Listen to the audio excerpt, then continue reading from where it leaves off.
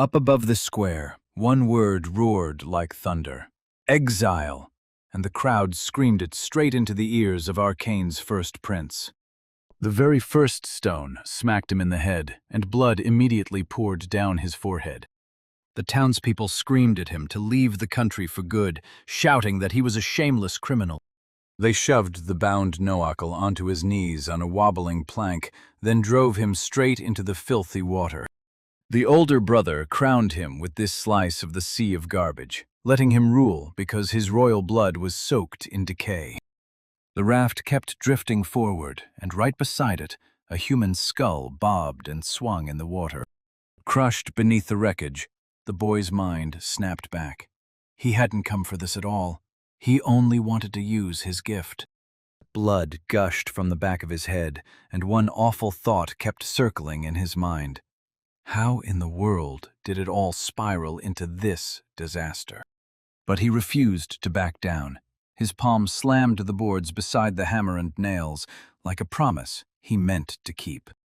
A few hours earlier, the royal castle shook like it was alive, right after the verdict landed on the young heir to the throne. In the middle of that roaring square, the crowd fell quiet as the executioner's name boomed out, Nokli Ziega Arcana, the Kingdom of Arcane's first prince. The boy slumped beside a wooden podium, wrists bound, and the exile hanging over him like a death sentence. With a rulebook clutched in his hands, the judge smirked and revealed that the sentence for his crimes had already been decided. The prince was dragged into a humiliating punishment, strapped to a wobbling raft and dumped into the open sea. Noak stood before the court, trapped in his cruel fate, and tried to brace himself for what was coming. Panic crashed over the boy, and he yelled that something awful had gone terribly wrong. Ropes bit into his wrists with brutal, burning pain. He burst forward and pleaded to be heard, but the guards snapped his hand up and slammed the moment of desperation to a stop. The minister of the Kingdom of Shred pressed a finger to his lips and snapped, dead serious, "Quiet now." He inched closer with a grin, sneering as he taunted Nokli, calling him the former highness. Shred snapped his finger forward and jabbed the terrified boy straight in the forehead. The minister shot up 2 fingers and declared that Nokli had committed 2 brutal crimes against the state. He jabbed his finger at the young man's forehead again and barked that his very first fault was having those worthless abilities. One day, Nokli was warned that his rare gift wasn't just special, it was seen as a curse, and people treated it like pure doom. More often than not, the heavens handpicked the chosen few with special powers so the whole world could thrive. But that wild power he called recycling locked him into one job: only garbage. Ever since he was a kid, the people around him treated him with pure contempt and burning hatred. So he swore to himself he'd never touch that power again unless the world was on fire. 3. In court, Shred theatrically pinched his nose and blasted the young man's talent as a filthy, disgusting sin that spits in the face of the kingdom. Nokli pushed through the crowd and warned them if they didn't cleanse the filth, nature would crumble and suffering would swallow them all. He slammed his point home. If they learned how to recycle waste, they could actually save their country's future. Hearing that, the stunned commoners in the hall burst into excited whispers, trading shocked looks like they couldn't contain it. The young man snapped into tears, swearing he'd found a way to turn garbage into something useful, just for all of them. Then, right from above, Prince Zeustri's voice thundered down, telling the judge to ignore those delusions or risk sparking chaos among the people. Shred obeyed at once, jerked his head down, and rushed over to assure His Highness that he'd caught every word. The prince let out a sharp, disdainful sigh, slumping against his arm like he couldn't be bothered. The prince uttered one tiny word, and the whole hall froze dead silent. Zeustra Ziega. Arcane, the Kingdom of Arcane's second prince, shot out a cold claim. Every word his brother said was a lie, because he'd seen the truth with his own eyes. The boy bent over Rose, still unconscious, the Prime Minister's daughter, like he was ready to finish her off with his magic. He got caught red-handed at the crime scene, thrown into trial before he even got a chance to defend himself. Before the whole crowd, the herald thundered out the defendant's two brutal charges, trying to kill Rose and carrying a twisted, sinister gift. The boy opened his mouth to protest, but someone shoved him off mid-sentence with rude interruption.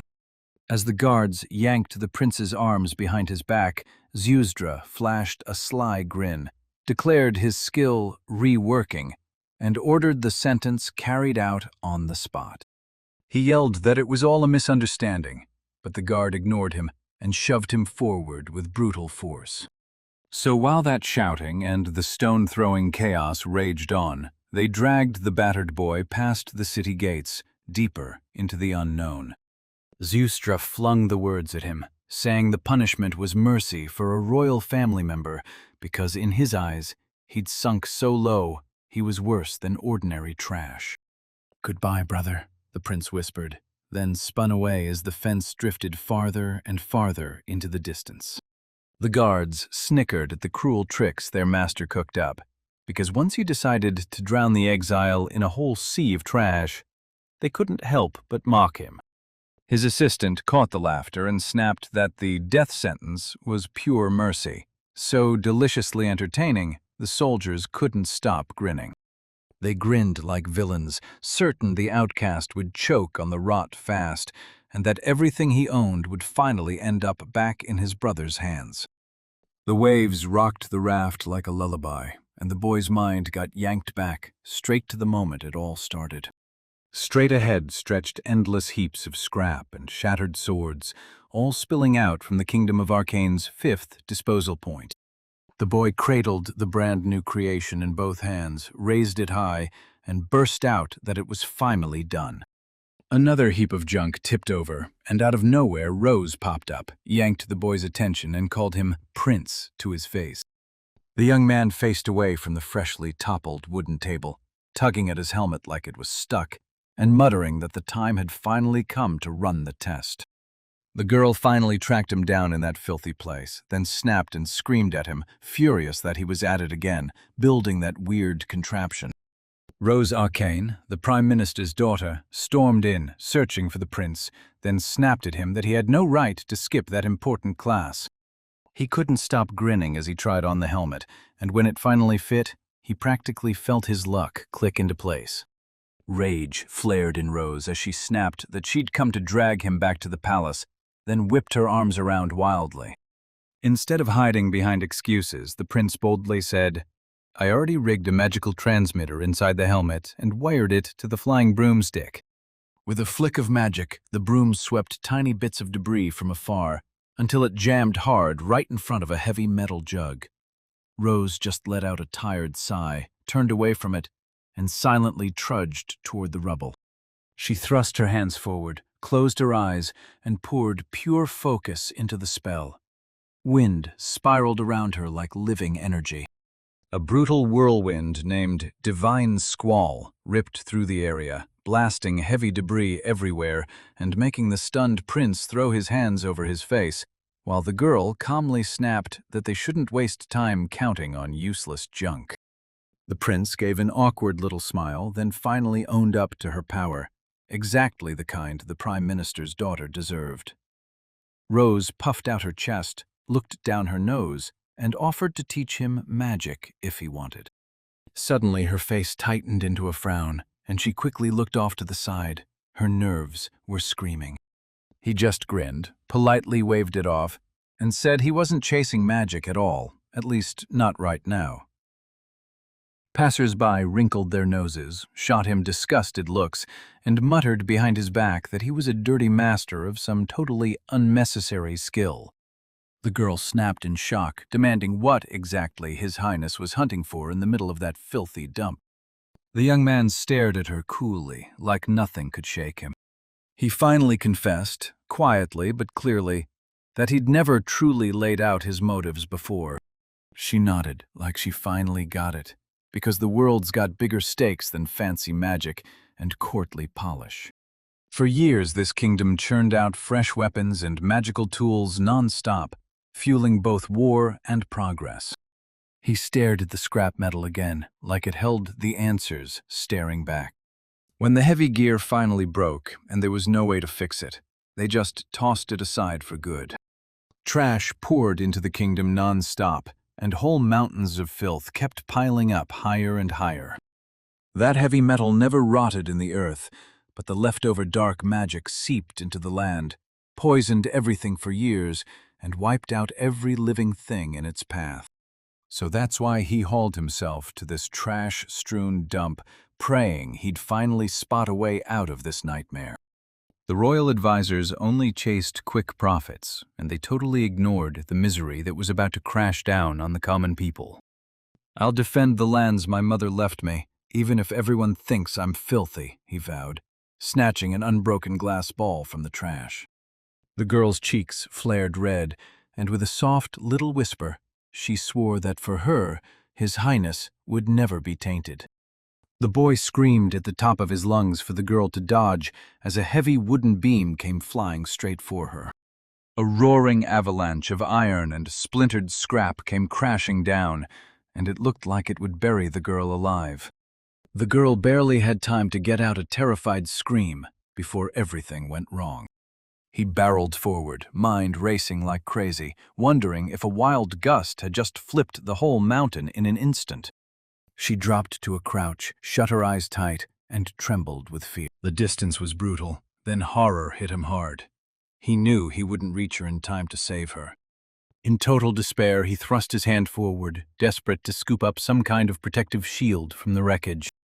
The magical circle slipped from his grip and shot into the metal pile, where it instantly reshaped everything into a rock-solid barrier. He didn't have a choice. He needed at least one more second. Trash suddenly blasted into the air and clumped together at lightning speed, and both of them just stood there, stunned. No way they could believe what they were seeing. Right in front of them, a hulking golem snapped together in a hurry, stitched from barrel pieces, twisted wheels, and battered, rusty shields. The giant whipped his massive arm around and turned it into a solid wall right in front of the girl. A deafening crack exploded through the air, and the wooden defender splintered into pieces, swallowing the full Udar head-on. When the dust finally settled, the exhausted boy just gaped at the empty ring in his hand, his mind scrambling to understand how they'd even made it out alive. A sudden rustle snapped behind him, and he spun around so fast it almost hurt. All around him lay nothing but wrecked armor, and he crumpled to the ground, praying this nightmare was finally over. Suddenly, from somewhere behind the rubble, a faint moan, barely loud enough to hear, slipped into the air. Nokul careened toward the girl, clutching at Rose and begging her, "Rose, please, open your eyes!" The second the brawl erupted, his older brother came barreling over, scanning the area like he could pinpoint the chaos by sight.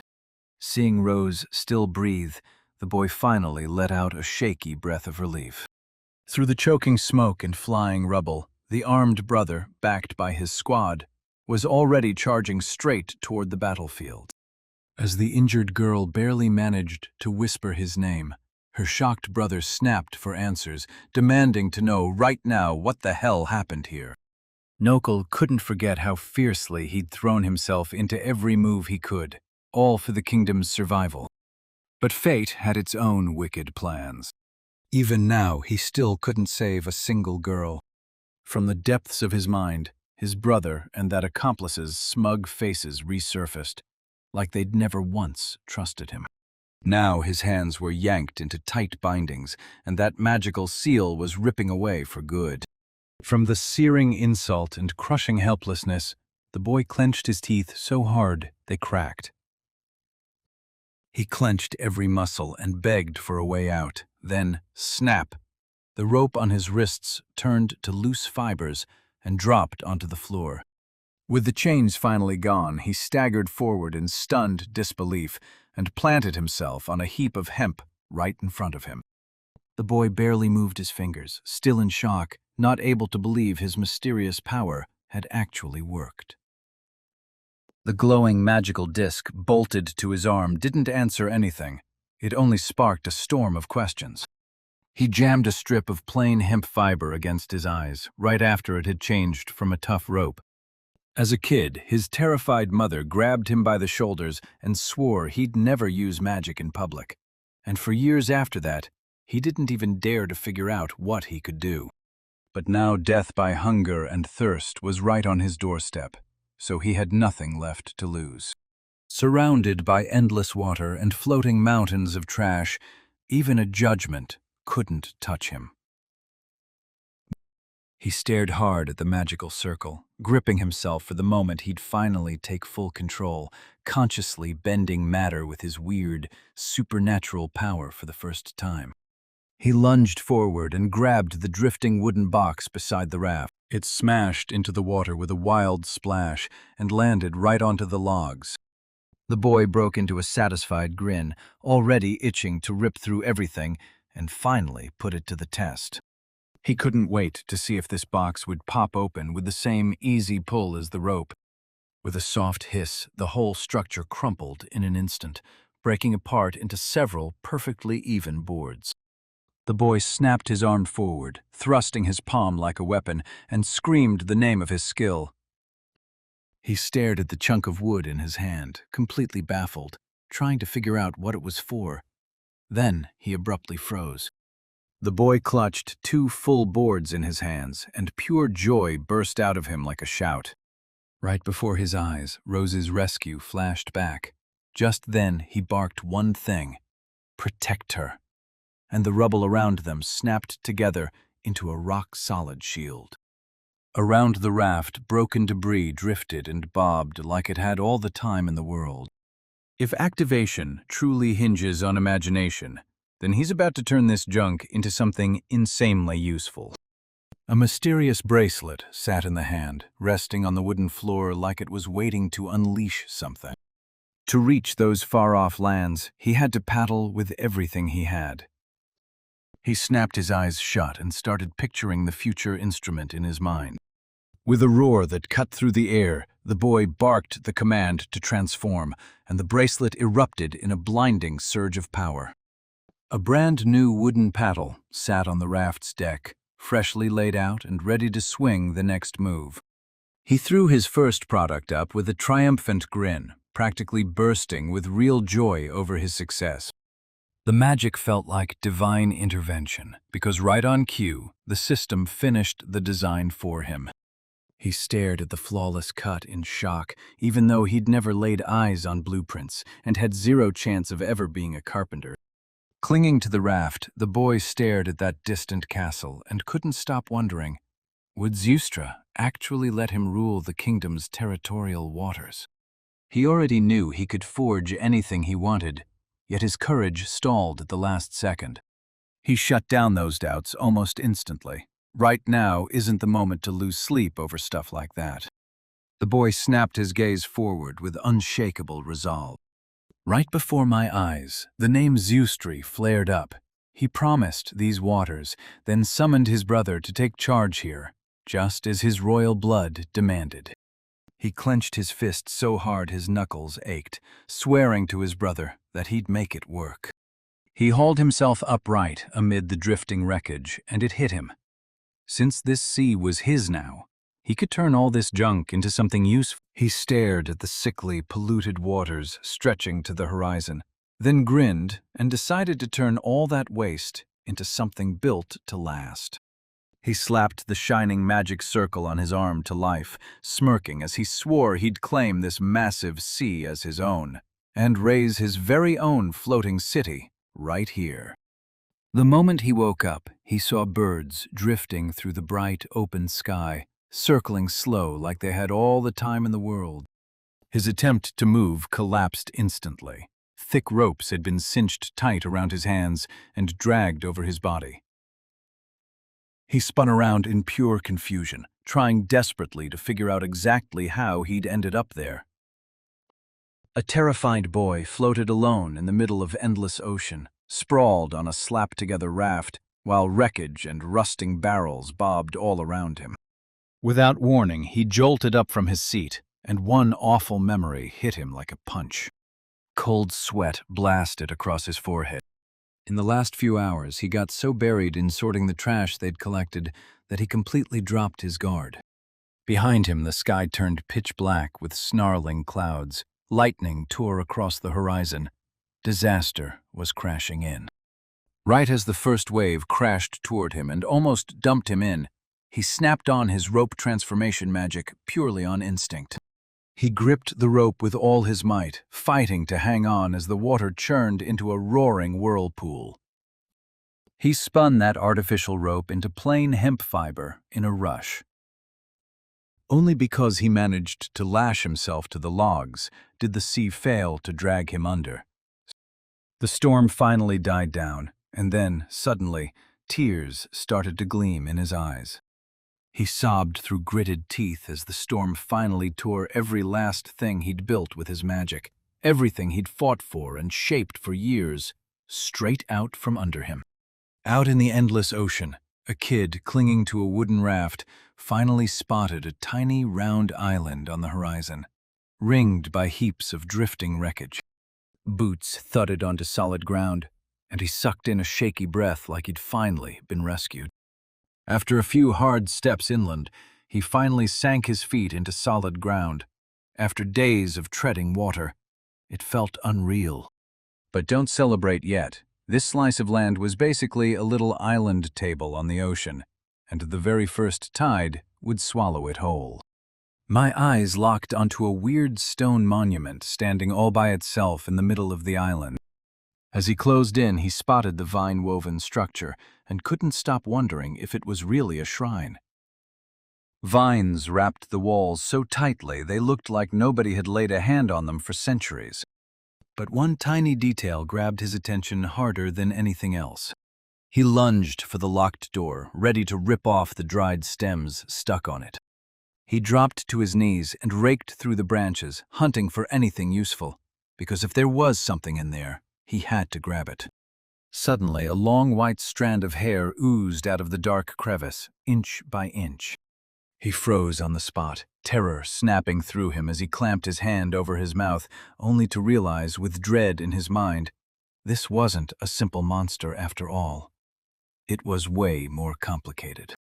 A raging puff of thick white steam blasted out from under the door, and the boy choked and coughed, snapping his hand up to shield his face. When the smoke finally cleared, there sat a totally ordinary turtle in front of him, trapped in that sanctuary for so many years that it shouldn't have survived a day. Nokul slapped his hand to his chest, then grinned and blurted, "Wow, this tiny one has clearly been living in the world for ages." The turtle snapped back in total indignation, telling him she'd already been alive for over 10,000 years. The boy shot up screaming, convinced the voices were finally breaking through. Both of them got trapped in a gut-churning silence that screamed awkwardness. The boy spun around, baffled, hunting for where that sound came from, and the little one just calmly pointed at him like, "Yeah, it's you talking." The little one beamed with warm pride and proudly declared her majestic name, Aspidochelon. Noak was still reeling from that super talkative turtle, but before the moment could slip away, he slid into a seat opposite and snapped, "I'm Nokul Ziega Arcane." As they checked out the homemade raft on the shore, the new guy shook his head and called the whole thing pure madness. Noak didn't hesitate. He clapped with a friendly cheer, shook the turtle's paw, and tossed out, "Let's just be Noak and Aspie," which totally blew his new friend's mind. Nokul cut off the long talk, shot to his feet, and promised he'd prove it all on the spot, leaving Aspie totally lost and blurting out a question about some kind of revision. He clenched his fist with total confidence and swore there was nothing to worry about. His recycling skill had it all under control. He immediately dove into the coastal trash, yanked out a grime-covered board stuck with a rusty nail, and grinned because he was ready to fuse it with the already processed hemp. While Nokul dug through a heap of junk under Aspie's eagle-eyed gaze, his stomach suddenly betrayed him with a loud, growling hunger. Determination burned in the boy's eyes, and a blazing magical circle erupted above his palm. The turtle couldn't believe it. Why did the boy suddenly start scooping up all kinds of junk off the ground, from busted boards to rusted nails? But in the next second, her eyes nearly popped from her skull with pure, jaw-dropping shock. The boy clutched an ordinary stick in his fist, and thick, scalding steam surged up from it like it was alive. He shot his palm forward, brandished the magic circle, and blasted the transformation command at full volume. From that pile of collected trash, a ready-made fishing rod popped into existence. Then the turtle watched as its tip plunked into the water, and its eyes widened like, "Oh wow, so that's a skill that actually works." Suddenly the boy snapped to a stop, hit by a wild premonition when something nearby glittered in the dark. He awkwardly blurted that with something this small, she'd barely be able to help him at all. The creature pitched the idea of building a second fishing rod so they could haul in even more fish together. In the very next moment, a thunderous burst of magical power erupted, and it slammed the boy straight onto the ground. In the choking veil of white smoke, the turtle's calm voice cut through the chaos, telling him, "Wait." The moment the smoke finally thinned, the boy just froze, jaw hanging, eyes blown wide, like he couldn't believe what he was seeing. Right in front of him stood a gorgeous, naked girl, and the flustered young man scrambled to shred old rags into something, anything like clothing. She had beauty to spare, a shell perched on her head, and she beamed with pure joy, totally unbothered and completely unashamed as her body stood bare.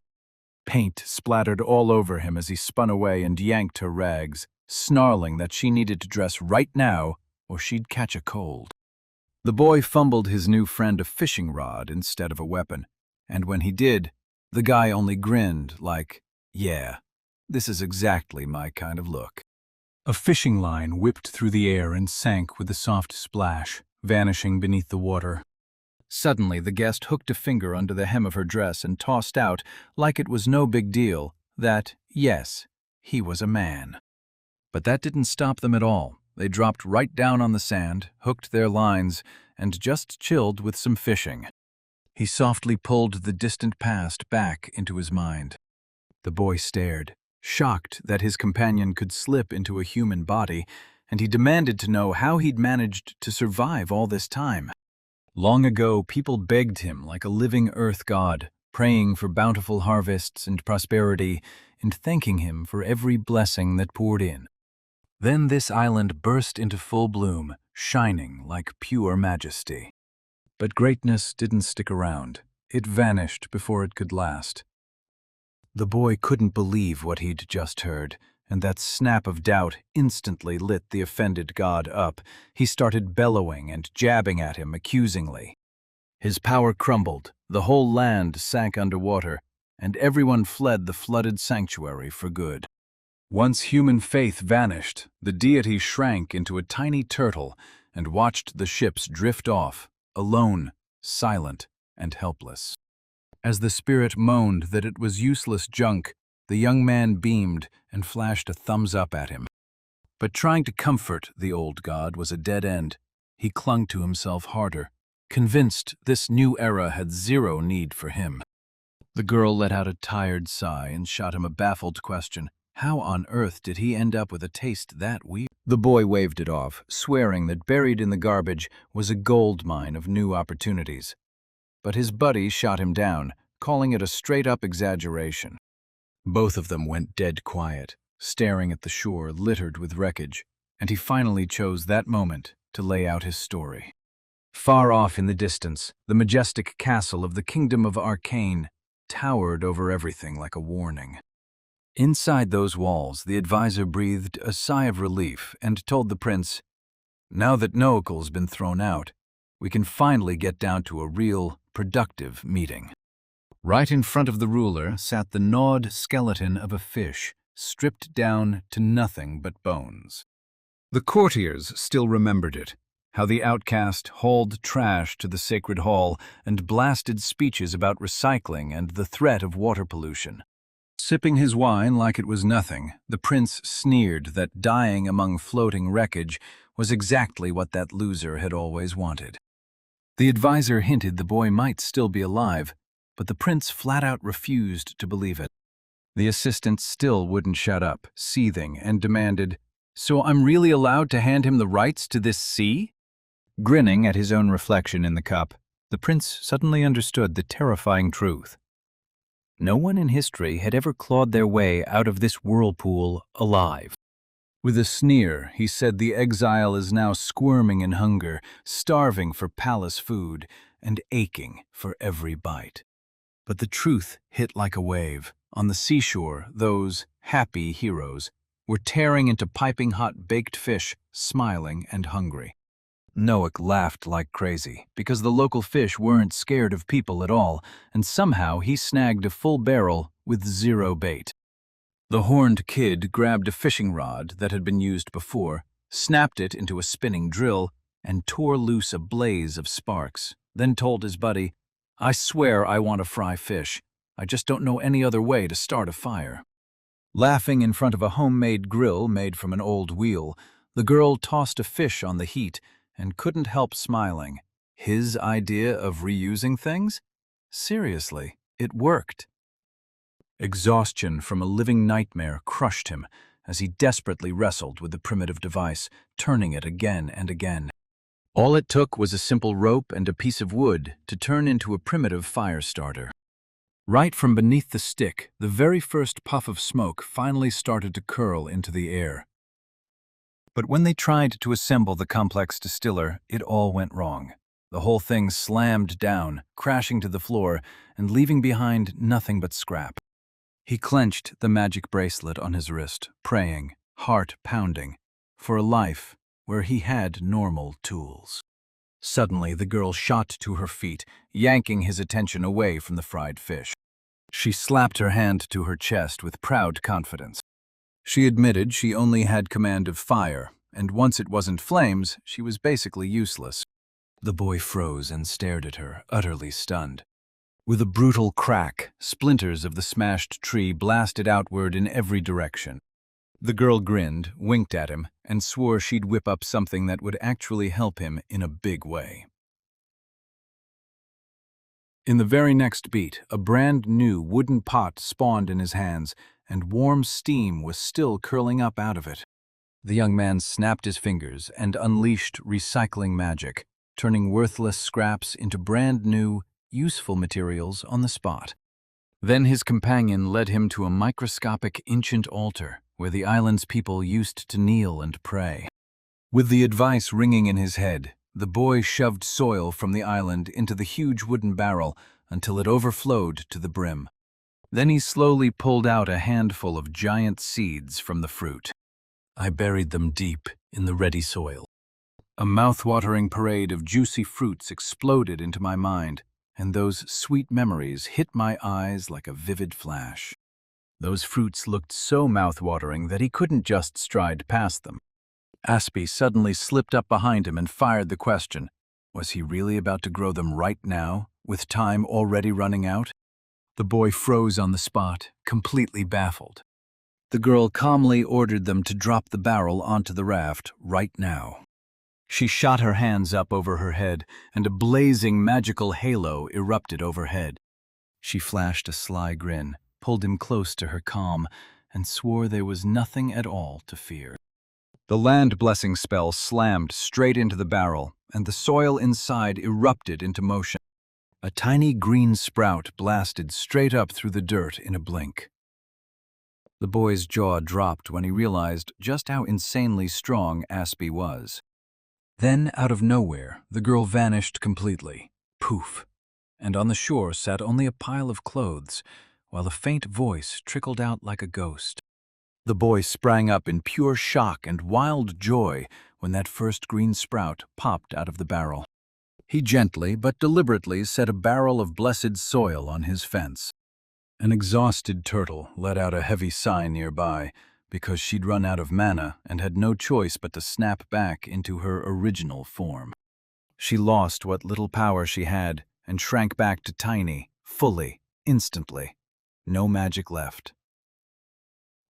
She shot her finger straight at the fruits that could rescue the traveler from scurvy, and even the deadly diseases lurking at sea. These fruits were packed with juice, exactly what you needed to smash thirst during a long, grueling journey. The boy sincerely thanked him on the spot, admitting he was genuinely thrilled to finally find Aspie right here. But the talk couldn't happen yet. The turtle shoved him forward, yelling that the tide was already rolling in. The turtle awkwardly cleared its throat, cheeks burning with embarrassment over that question. She flopped onto his shoulder and blurted, shocked, why he needed all that stuff. Then he grinned and said he was stocking up to power up the fence. Suddenly the girl spotted weird trash on the shore and snapped, "What is that?" And the boy froze, spinning around in total confusion. His eyes went wide as the truth hit, and he bolted to snatch every valuable resource before the water could steal them all away. By evening, the raft had a mast thrust upright, and right nearby sat a barrel with a bright green sprout pushing up from inside.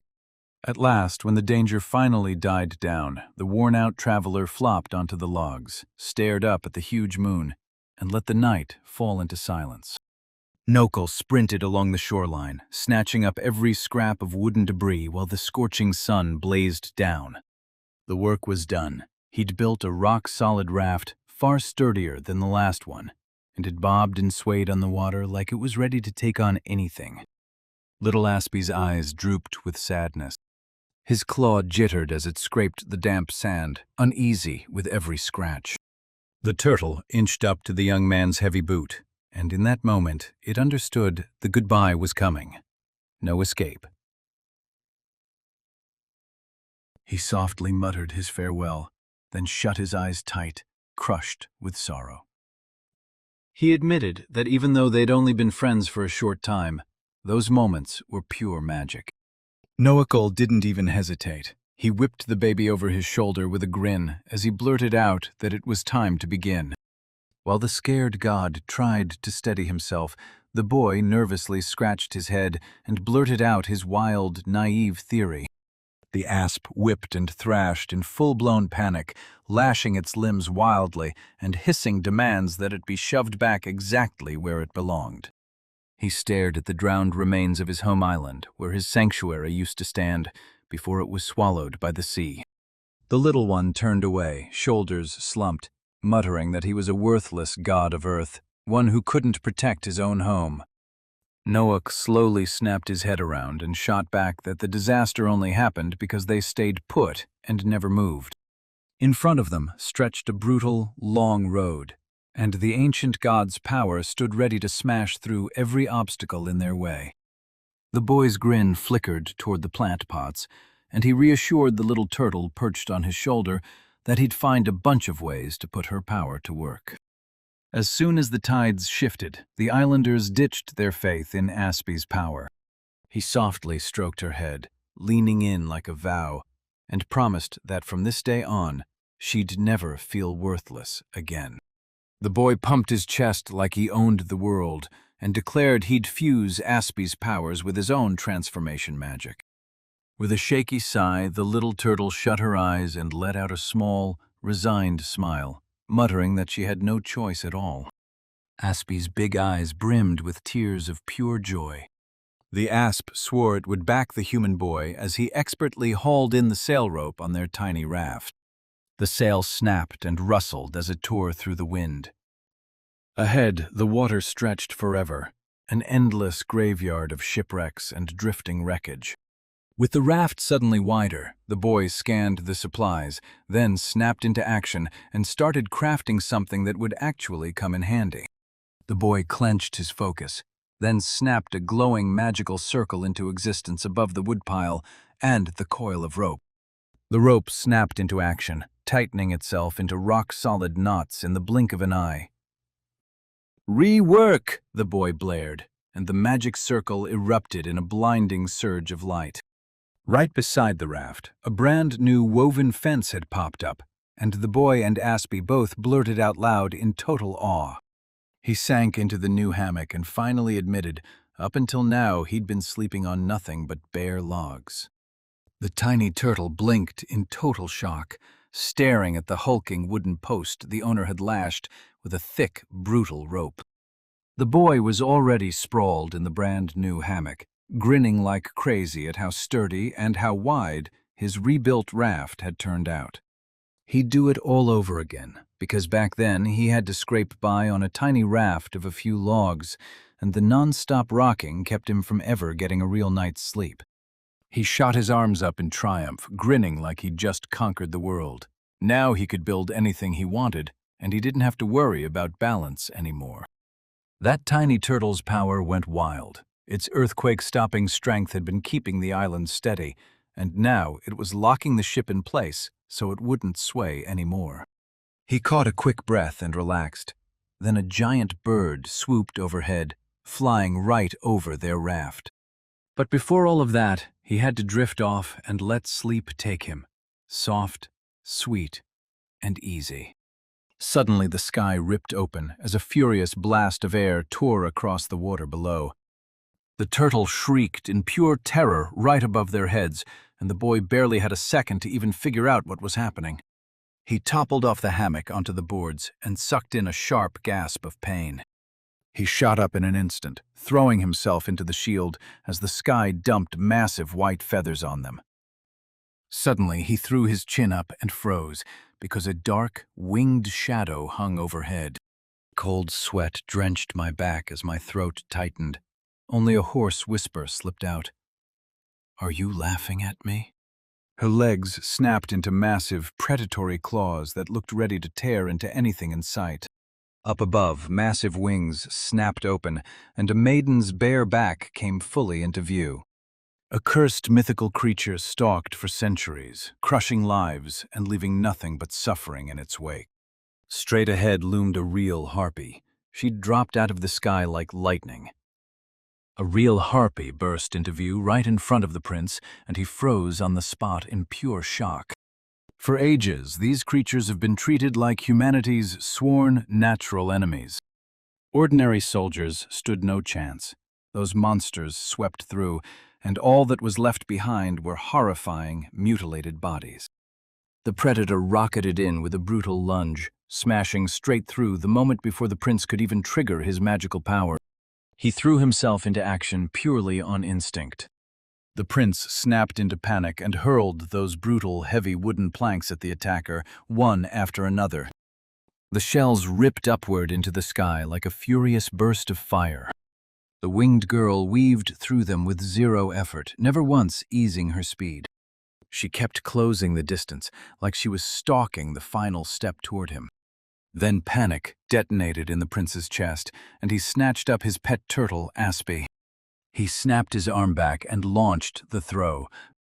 Terrified, Asp shot straight into the enemy's face, screaming at the top of his lungs. While the turtle thrashed and splashed in the water, the prince was already roaring accusations at the harpy for her cruelty. She flicked the board aside with a disgusted swat of her paw.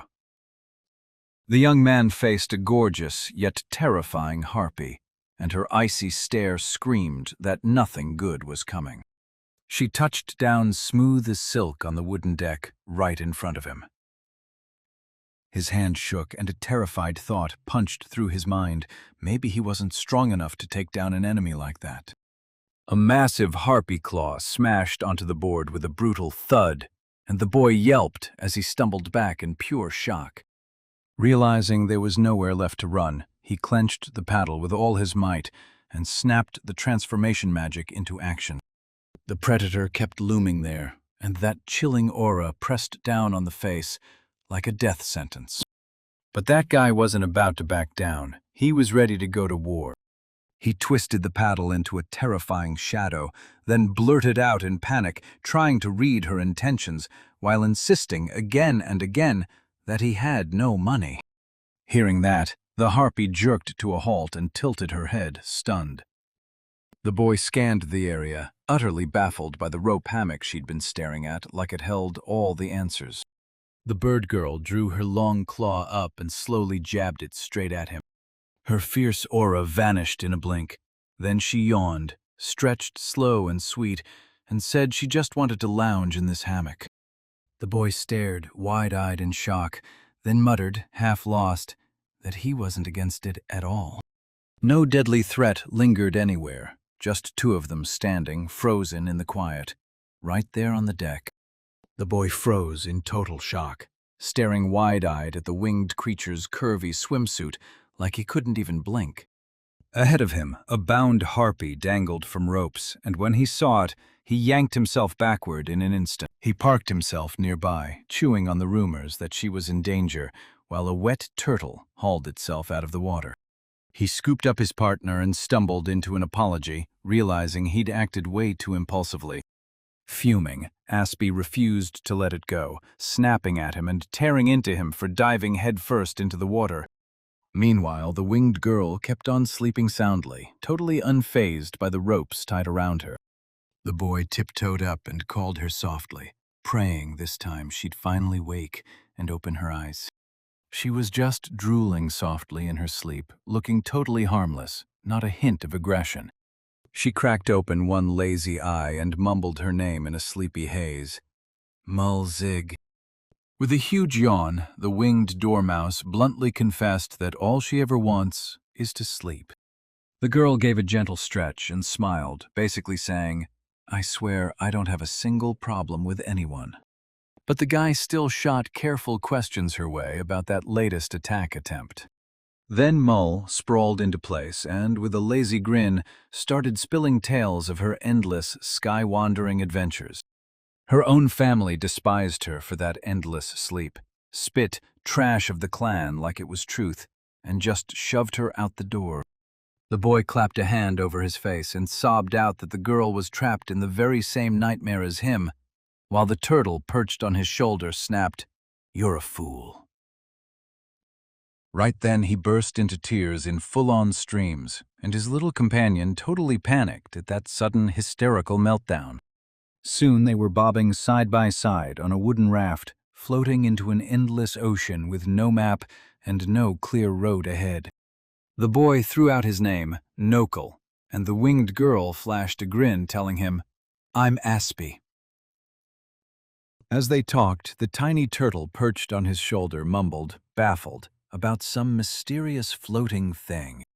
The commotion hits the city, and Aspie's eyes widen as he can't stop himself from opening his mouth in pure shock. Noak leaned over the water with total confidence, grinning and saying, "I'm just floating with the current, but I've got one goal, turn this raft into something new."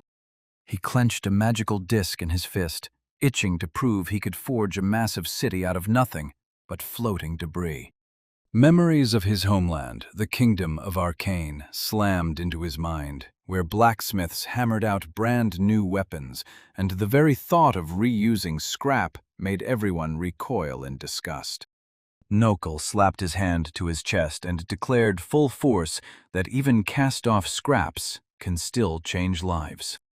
Aspie leaned in and listened to every word of her fiery speech. Then he snapped, saying she'd finally made her choice. A mysterious, satisfied smile slowly crept onto her face. The girl shot her companion a teasing glance, like she knew exactly how to get under his skin.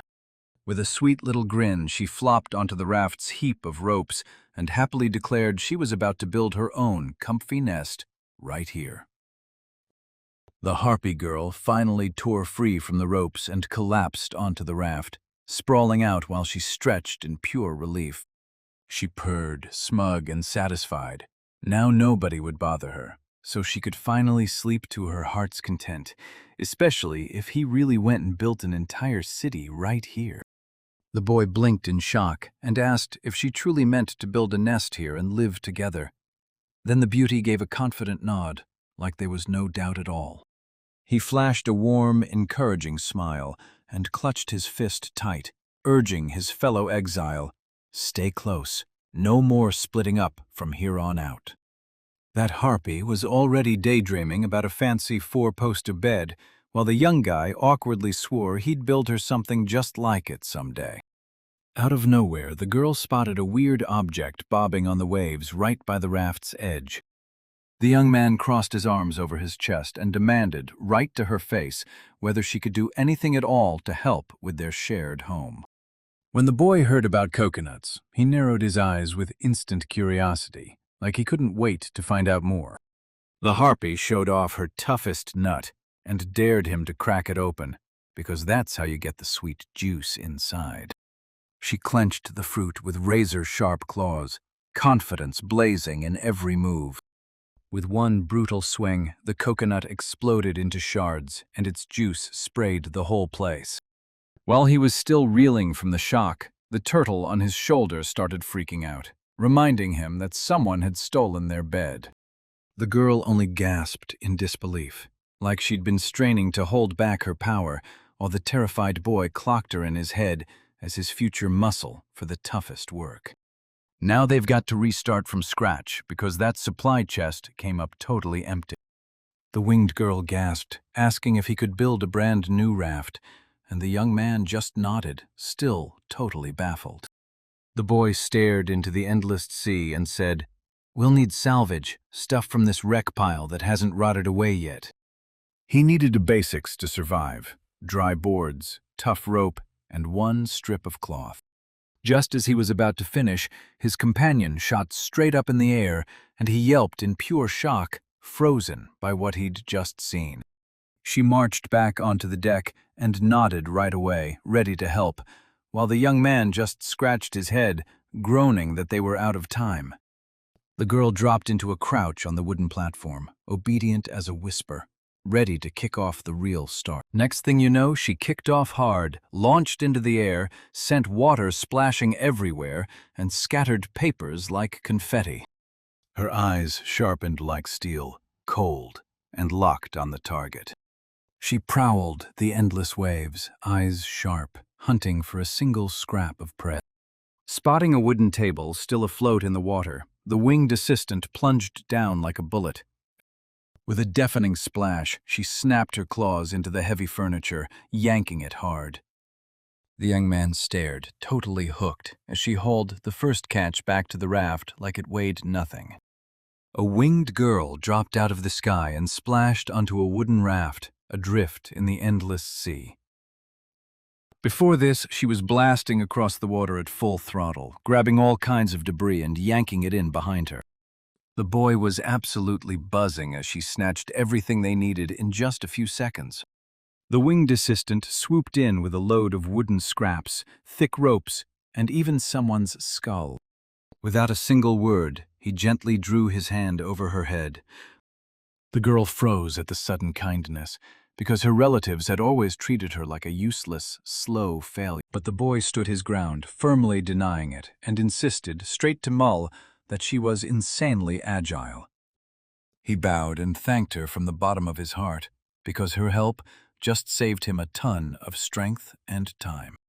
Hearing that totally unexpected praise, Mull's smile turned syrupy sweet, and her cheeks flushed hard as a blush. With the last resources in hand, he wasted zero time. He reached out, snapped the transformation magic to life, and triggered the change. He threw everything he had into it, ripping everything apart right after his little companion let out a terrified yelp. With a thunderous crash, a stack of boards shot up in a second, turning the raft into a massive wooden hut. But then the whole structure snapped, tilted hard, and with a feral scream, everything crashed and tumbled down. The boy went utterly still, staring in stunned disbelief as his whole structure crumbled right before his eyes, and he couldn't make sense of it. A hand shot out from beneath the wreckage like it had just woken up, and with a shocked burst of hope, its thumb shot up. The winged ally only shook her head, staring at the ruins, and the little turtle snapped, confirming her worst nightmare. That tiny turtle carefully cleared his throat and voiced his guess, like he was afraid the words might bite. As Nokul crawled out from under those heavy wooden beams, disappointment burned in his voice. He couldn't believe the junk pile wouldn't fall apart. As he ripped his clothes off, he suddenly snapped back to that weird mystery trash. The little assistant leaned in and inspected every shattered magical trinket sprawled across the floor. The turtle insisted the truth was hidden in tainted waste from sources nobody could pin down. It was all it took to slip into a heap of fake materials and mystery components, and then the whole recycling process would choke and fail. Every plain wooden plank and rope tied like it was meant for it. No glitches, no trouble, just instant transformation. He tried to rework the magical devices and weapons, but his imagination turned everything sideways. Shapes twisted chaotically under the strain. Yet nothing ever fully snapped apart. Nokul only managed an awkward flinch, like every word landed way too hard. The turtle went back to those shaky first steps on the island, where its own power barely seemed to make a dent. The boy, crushed by despair, clutched his head and wailed about how his powers weren't enough. Then his loyal friend shot in at once, trying to lift his spirits. Now he had to push his gift to the edge and figure out, piece by piece, exactly what his magic could touch and what it couldn't. The tiny turtle leaned in and gently reminded them, first things first, you've got to know exactly what you can and can't do. The boy fired off his idea with wild excitement, but the winged girl just stared, utterly lost. The young man dropped to his knees before a mountain of junk, gripping a mysterious artifact so tightly it felt like it might burn his hand. On the wooden platform at the water's edge, he grinned at his companion and swore this time he'd make it happen for sure. Plopped on the floor with a staff gripped tight, he smirked and compared his magical creation to plain old garbage sorting. He nodded without hesitation and slammed a glowing, magical seal to life in his palm. Then the hall filled with a distinct creak from an expensive chair, echoing through the luxury like it owned the place. At the dock, the boy stared at his artifact again, already imagining what kind of wild bed he could build out of this junk. Meanwhile, Prince Zeustra lounged on the turned throne, gently swaying as sweet nostalgia washed over him. The servant strode in, poured the finest wine into an exquisite cup, and the master sank back into his memories, savoring every moment. Zeustra shut his eyes and grinned like the world finally made sense. The assistant leaned in and spilled the story of His Highness Zeusdra's childhood, then dragged his coarse, unbearable brother right into the spotlight for that failure. Back when they were little, they'd throw wild punches right at their mother's feet, scrambling and brawling for the privilege of sitting beside her throne. Now it's all different. Zeusdra throws his arms wide, grinning, because he finally got everything he ever wanted. But that mysterious book stayed clutched in his hands, refusing to let go. The boy flashed a mocking smirk as he remembered his brother, always chasing that throne in his dreams. And now he'd be stuck sleeping on some plain old log. Both of them sprawled on homemade loungers like they owned the place, one taking slow sips, the other lounging and stretching out in pure comfort. Out in the endless calm sea, a wooden raft drifted along with a big umbrella overhead and homemade loungers swaying slow like it owned the ocean. On one of those nights, a charming winged girl drifted off peacefully, her snow-white wings folded like soft wings of light. One of the travelers was happily sipping cold coconut juice, like the whole journey tasted better. Nokul yanked off his sleep mask and burst out, grinning, that he'd dreamed up the best bed he'd ever known. The red-haired girl with that silly little turtle perched on her head stretched in delight, and happily admitted the bed ended up surprisingly comfy, even though the materials were barely anything. But the boy just tapped the armrest, sighed, and said it was only a copy. Nothing could ever match the real one. Suddenly, his eyes snapped up the moment a soft, gentle girl's voice drifted in. The winged Aspie shot upright in her bed and softly clapped back, contradicting everything he'd just said. The girl told everyone she'd dreamed her mom pulled her close with real gentleness, and she's convinced it all happened because she finally slept on a bed that felt like a cloud. Aspie leaned in, studied the boy, and then beamed as he offered Nokul a warm, heartfelt thank you. Satisfied, Nokul flashed a confident thumbs up, and his red-haired partner's awkward smile finally flickered to life. Even if you dream of building a whole floating city, all you'll get from sea trash is a drop in the bucket. The girl with a shell tucked in her hair stared in confusion and blurted, "So, what do we do now?" She said to stop obsessing over that and go hunting for the real, unnecessary weak spots elsewhere, anything you can fix to really lock down your fence. The boy stroked his chin in deep thought, then nodded along like her words just clicked. Suddenly, the winged harpy, still holding another prize in her claws, snapped back to one crucial detail. She snapped his name in the air, then pushed forward, ready to tell him about the discovery she'd just made. The boy let out a heavy sigh of defeat when he realized there wasn't a single patch of land anywhere around. Then the girl beamed and shouted that she'd just spotted a real island out there on the horizon. At those words, he jolted to life, and his eyes lit up with wild, unstoppable excitement. The harpy flat out said there's not a single person around, but the place is packed with tons of useful old junk. The moment he heard those free resources were out there, he snapped his superpower on instantly. He slammed it down. Their next target was already locked in, and then he tore forward like he couldn't wait. In the next heartbeat, the boy was already standing right beside the homemade mast.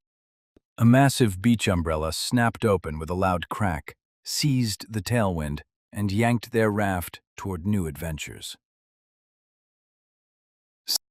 He snapped his hand forward and demanded they launch to the island right now, hunting down whatever strange debris no one even knew was there.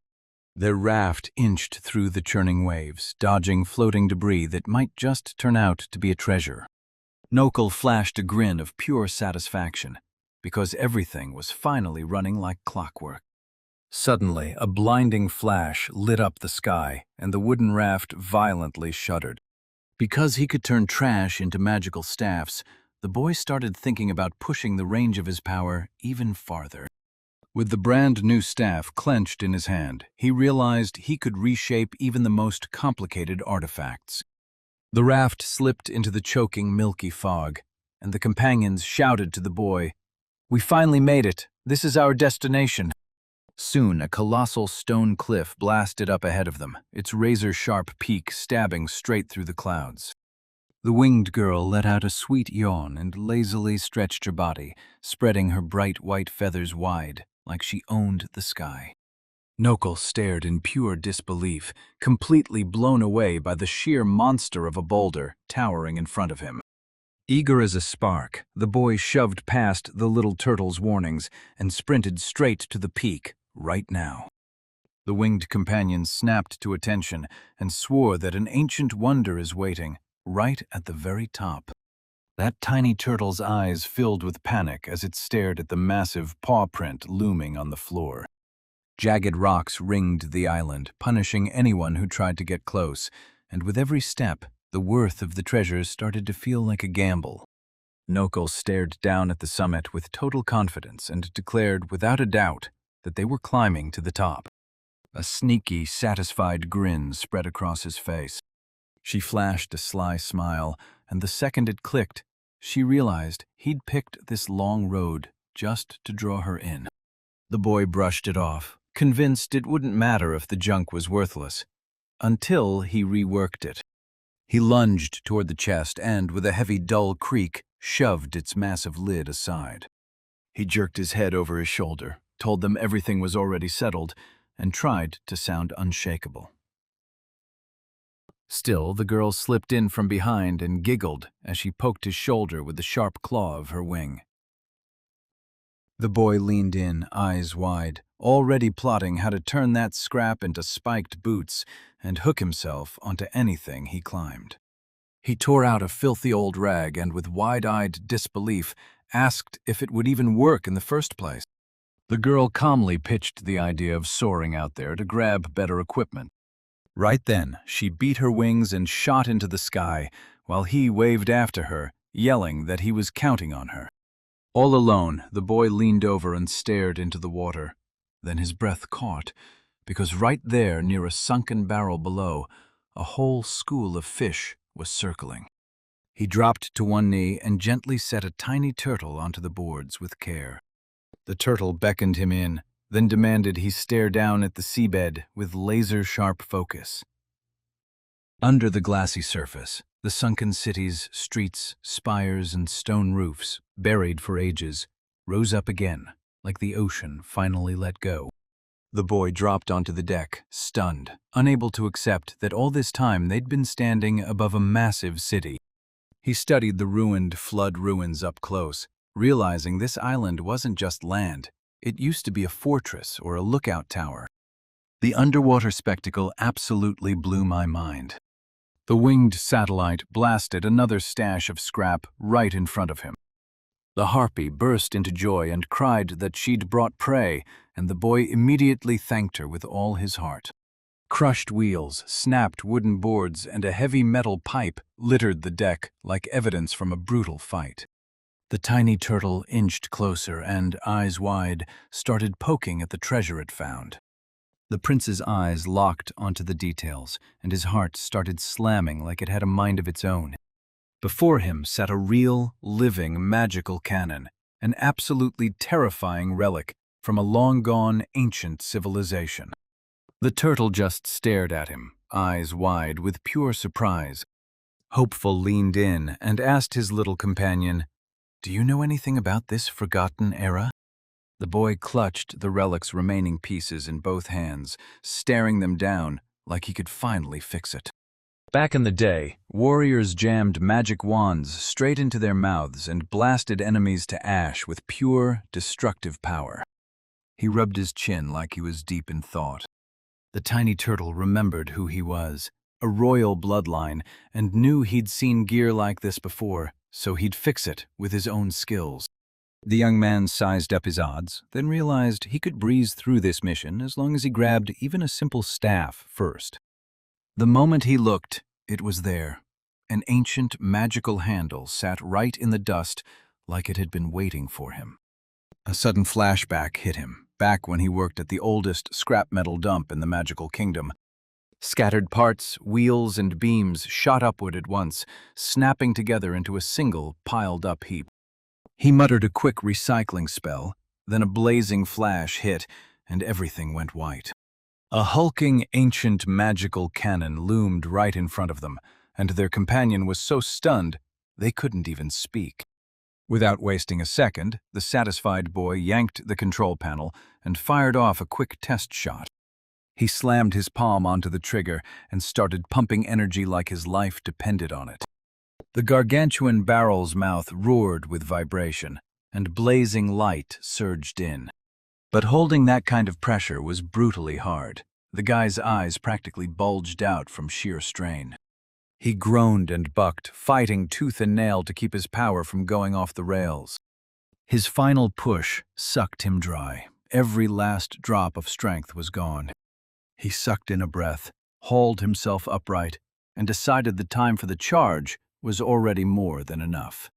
The young man crumpled onto the wooden floor, draining every last drop of mana in just a couple of seconds. The boy snapped the giant cannon straight ahead and, with zero hesitation, ordered it to fire. He yanked the trigger cord with a sharp snap. Instead of the big, expected blast, the weapon coughed out a pathetic little hiss and blasted only a tiny puff of smoke. Crushed beyond words, he dropped onto the floor, shoulders slumped, as his companions taunted him for failing. The boy let out a quiet sigh, like it was all he could afford. Then boom! A blinding flash exploded in front of him, and he froze on the spot, stunned, speechless. The turtle let out a helpless sigh. "Looks like I've got no choice." And then, out of nowhere, a blinding magical glow lit up all around it. She pressed her palm onto the magical device and stared hard, trying to figure out exactly where the energy needed to go. The device erupted in a sudden beep, and the charge indicator shot to full to the very top.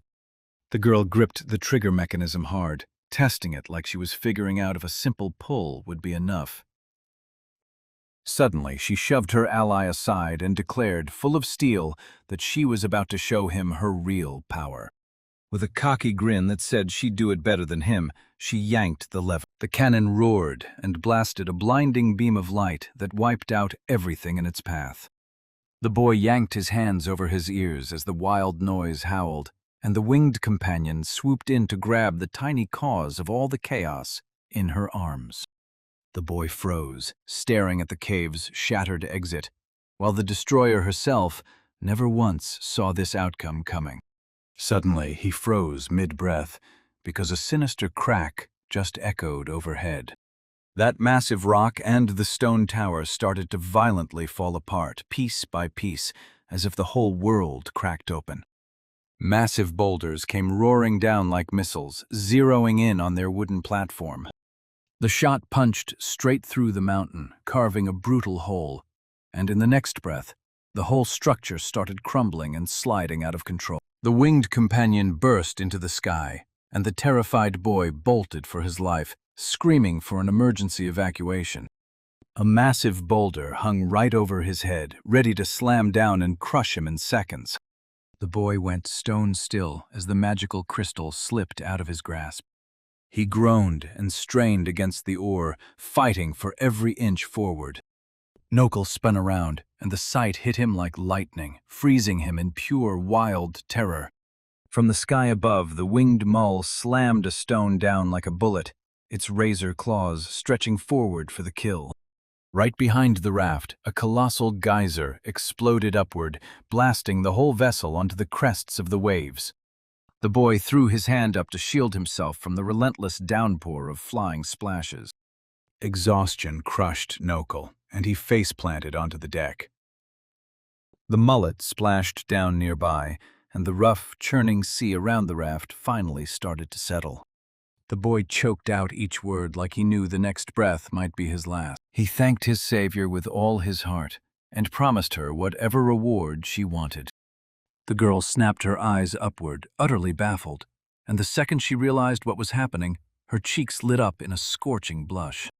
She ducked her head, shyly turned away, and tucked her paws in close.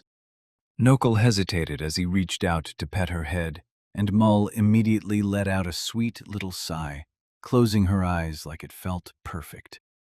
Right there, a tiny turtle let out a heartbreaking sigh on the boards, mourning a fate so weak it echoes through the ages of total oblivion. Nokul ruffled Mull's head with a gentle stroke, then shot Aspie a guilty look and tried to soothe the anger in her before it exploded. That tiny turtle swore it couldn't properly figure out the reverse mana flow because its trust in him was just too limitless. She figured she'd barely tapped her energy when she poured it into the device. Suddenly, the guy shot up from his seat and grinned, telling Aspie she shouldn't even think about apologizing. While the little turtle wallowed in regret for her rash choice, Noik couldn't help but be amazed by the sheer strength of her faith.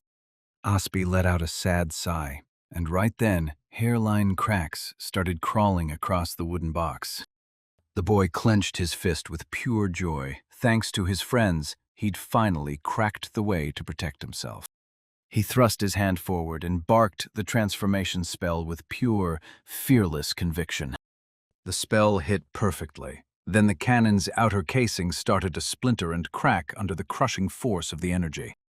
The colossal cannon exploded into 1,000 shards with a thunderous crack, and Nokul could only shriek in utter, helpless despair.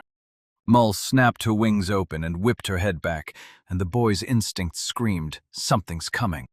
While his friend was calling his name, Nokul burned with fever-bright urgency, frantically hunting for a super-strong material to forge his new weapon.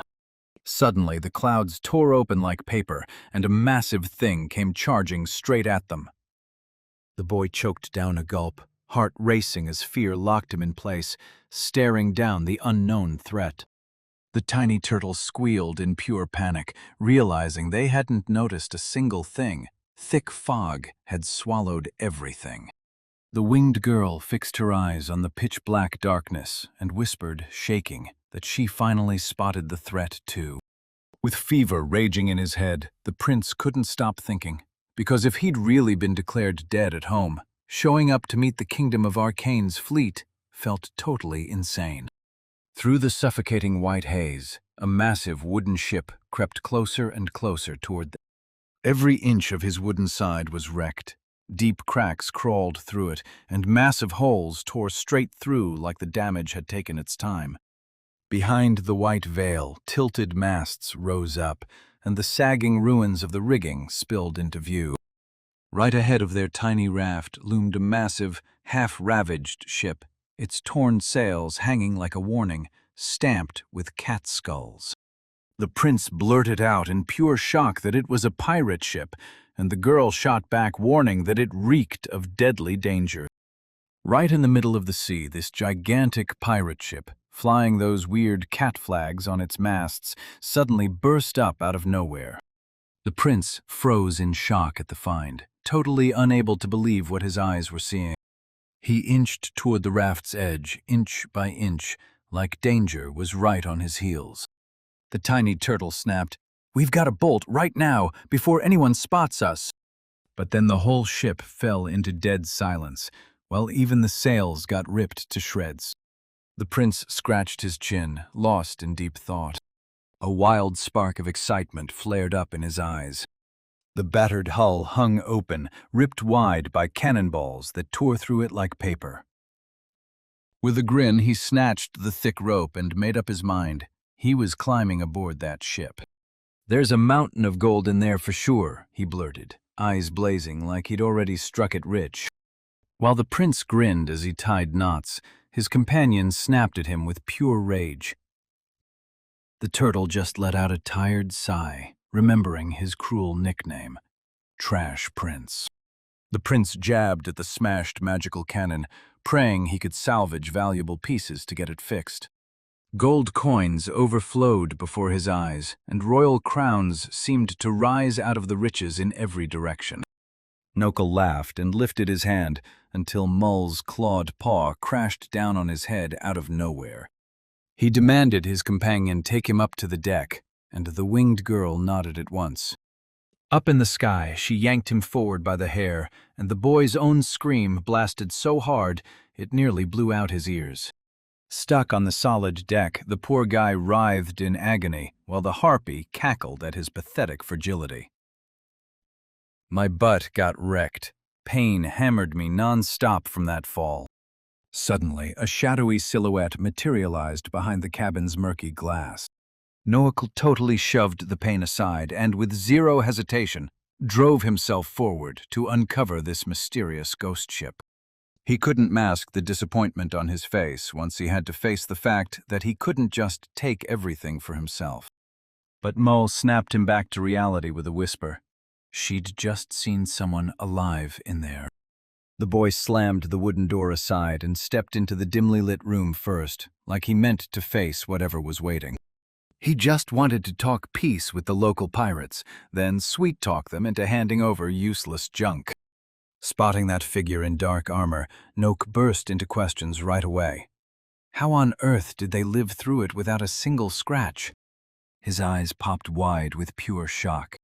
Before him stretched a wall of warriors, silent, motionless, and packed shoulder to shoulder, each one in the exact same iron armor, filling the entire hold from edge to edge.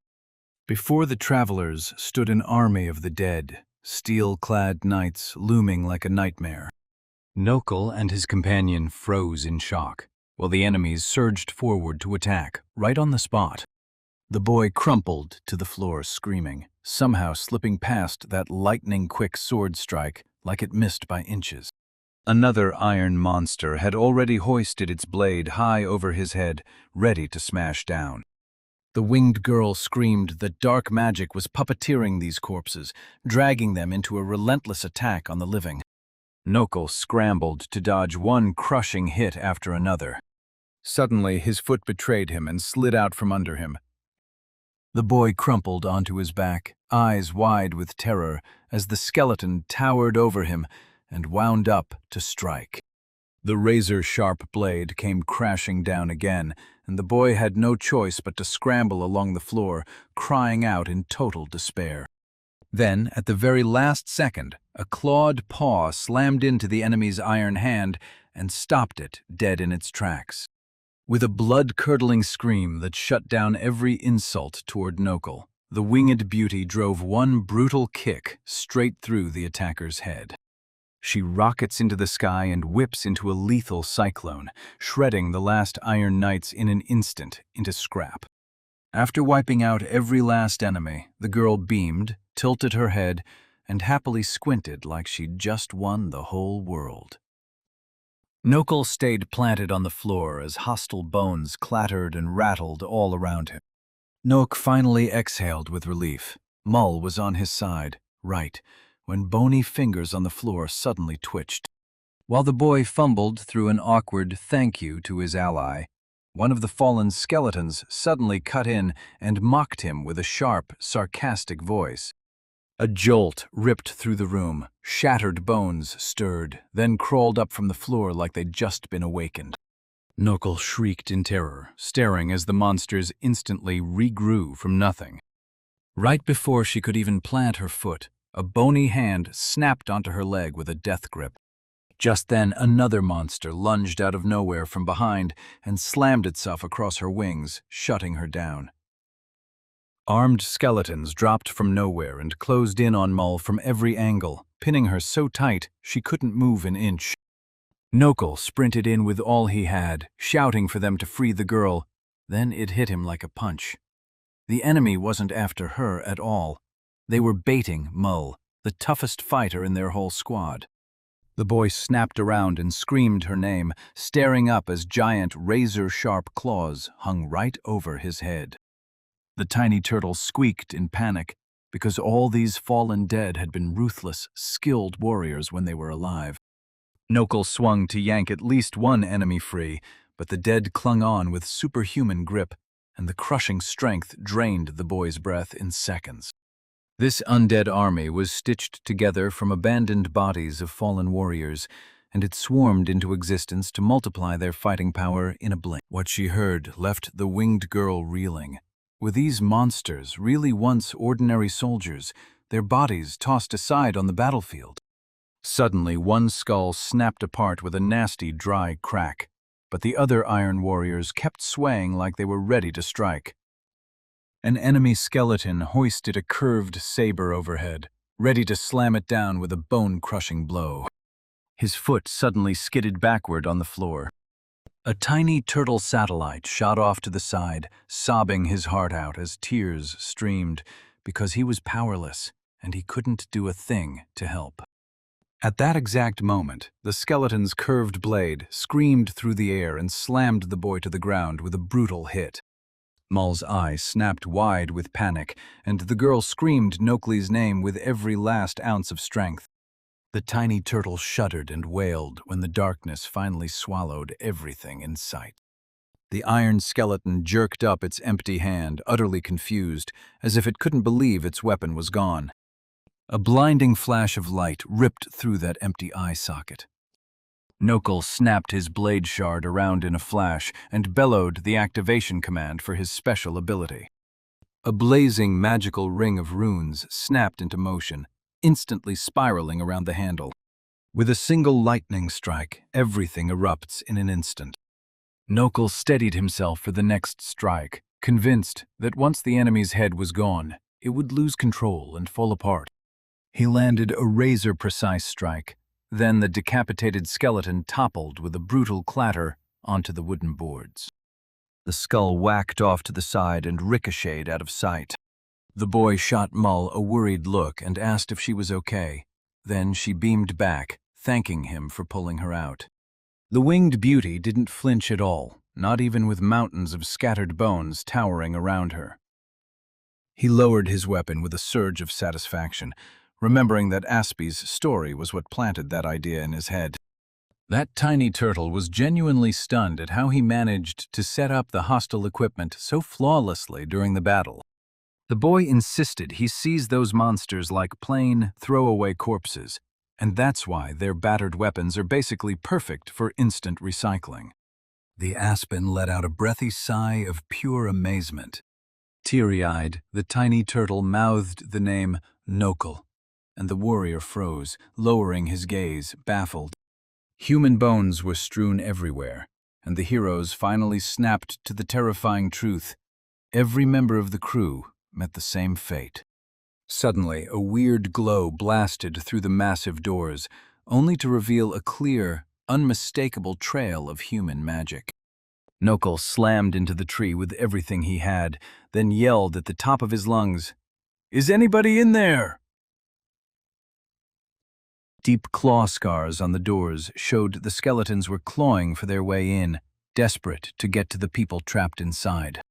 New splits crawled across the board edges like they were already giving up. The boy instantly clocked it. Everyone had slammed barricades on the other side and locked themselves in. He yanked at the passage door, but the lock clung tight, and then dead silence swallowed everything on the other side. Then the harpy snapped its wings wide and whipped around in place with deadly precision. She beamed and told her companion to figure it out by herself, then watched the shock hit them. The girl launched upward, her legs flashing through a blur of sharp feathers. With a savage heel kick, she blasted through the obstacle, sending the barricade furniture flying in every direction. After that insane win, the warlike beauty let Noakel's arm guide her, tilting her head as she waited to be met with soft, approving praise. The boy awkwardly stroked her, mind racing as he marveled at how insanely powerful his companion was in a fight. Noakel got completely blindsided the moment his eyes snapped to a huge pirate hat and a lone strand of dark hair hanging in front of it. He tiptoed over the threshold and, with the winged Mulzig beside him, slipped into the wrecked captain's cabin. On the floor beside the dresser, an unconscious stranger crumpled in a fancy captain's uniform, hat and all, with a feather that still looked too classy for the mess. The boy leaned in close to the girl, voice tight with worry, and demanded of Mulzig, was this young captain still alive? On the deck of the half-smashed ship, the prince with the winged Noakel nearly lost his footing and stumbled on an unconscious girl wearing a captain's hat. Noakel leaned in and listened to her chest, breath caught. Then a wave of relief hit as he realized she was alive, just out cold. The prince stared at the tiny one, eyebrows knotted in disbelief, because he couldn't wrap his head around how something so small and shaped so weird could ever be a pirate. The winged girl lifted the guest's leg like it was nothing, no hesitation at all. As Mull leaned in to carefully check the captive for any hidden wounds, the prince spun away awkwardly and muttered out his thanks. The turtle slumped on the prince's shoulder and snapped that, with the surviving captain still around, they couldn't seize the whole ship, and that grim reality sent the boy's heart into a terrified spiral. Spying the shallow wound, the prince snapped into action and tore open the drawers for medicine, all while he reassured a panicked Mull that once they'd rescued her, the girl wouldn't turn on them. The turtle authoritatively announced that this vessel is a privateer. A crest stamped with a cat's skull and crossed sabers made it crystal clear they served the Kingdom of Arcane. Once sea pirates terrorized the country, so the authorities flipped the plan and officially hired pirates to guard the borders. Privateers went for the jugular, sinking enemy ships without mercy just to earn the crown's blessing to loot the crown's enemies. While the turtle kept mocking the prince for hoarding junk, the captain slowly blinked her way awake, her vertical pupils opening like blades. She bolted onto the dresser in a snap and let out a wild hiss, sending her hat flying and uncovering her fluffy cat ears. Noakel only gave the frightened beast woman a gentle look, then calmly wished her a good morning. The terrified little girl arched her back, hissed at the sight of the harpy looming right in front of her. She lunged forward, ready to smash straight into the winged girl. A searing pain snapped her eye shut. Blood gushed from the wound on his leg. The young man shot his hand up in a peace offering, insisting they weren't enemies. Exhausted to the bone, the cat girl started to topple, and the harpy swooped in, cradled her in her arms, and held her close. As the wounded one clung to the winged rescuer, the boy yanked out a first aid kit and snapped that the skeletons were gone. Bandaged to the teeth, the captain slumped in his chair as the young man fumbled over himself and kept apologizing for his clumsy medical help. He yanked the bandage tight across her thigh, making sure it wouldn't slip. The girl snapped back into herself, then thanked him from the bottom of her heart for saving her life. The moment the tiny turtle opened its mouth, the captain jolted in terror, screaming as he shot back into the corner of the room. The tiny creature bowed politely, introduced itself as Aspido Keloni, and greeted the guest with a warm hello. The girl just stared at her, dead silent, completely blown away. That young guy tried to hand over all that useless junk. and she shocked him by suddenly whispering his name, Nokul. With a bold grin, the young man slapped his chest, introduced himself as Nokul Zega Arkin, and made it clear he came aboard for a very specific reason. Then his conversation partner's leg twitched inside a ridiculous cat boot, and they slammed a heavy stomp on the deck like it was the punchline. She stood with her back to him, shaking from head to toe, clutching a crooked dagger behind her back like it might save her. Noak's face burned instantly. He shot his hands up and apologized, waving frantically to cool her down. The pirate with the cattail suddenly erupted into a scream and lunged forward, swinging hard to land a strike. But right after that, she snapped, still in her tracks, and clamped a trembling hand over her mouth. With a sharp clang, the weapon toppled from her hands, and her stomach growled so hard she nearly choked. The girl crumpled into the chair, barely holding herself up, then whispered that all she's ever wanted is to be great, just like her father. Noak grinned softly, grabbed the broom, and told her he was here to make peace, because her frail body wasn't built for the sea. Suddenly, her words yanked his attention, and he pressed her for every detail about the accident. A flash from the past snapped into view, an academy training battle where a military ship exploded in a devastating blast, and right after that, everything started falling apart. The memory slammed her back into a fever, and she blushed so hard she immediately grabbed her face, hiding it from the world. Noak was genuinely panicking over her condition, so she rushed over, reassured her right away, and begged her not to torture herself with those endless conversations. The pirate woman snapped her eyes wide from the fresh spasm, then let another brutal groan rip from her throat. Tears streamed down her face as she remembered. This ship was her father's favorite, and for so long she'd dreamed of one day becoming a legendary navigator. After her father vanished without a trace, she threw herself into seamanship for years, until her frail body finally refused to even grip the helm. Suddenly, the young man snapped a transformation spell, and right in front of the stunned girl, a tiny wooden table popped up out of the trash pile, as if he'd been dying to offer her a way out of getting tossed.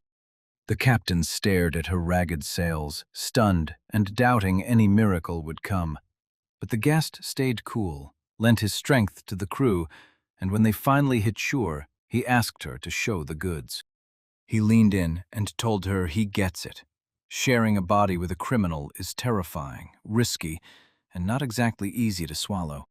The young man flashed a gentle smile and begged for a tour of the holds, so he could judge the full scale of the repairs coming their way.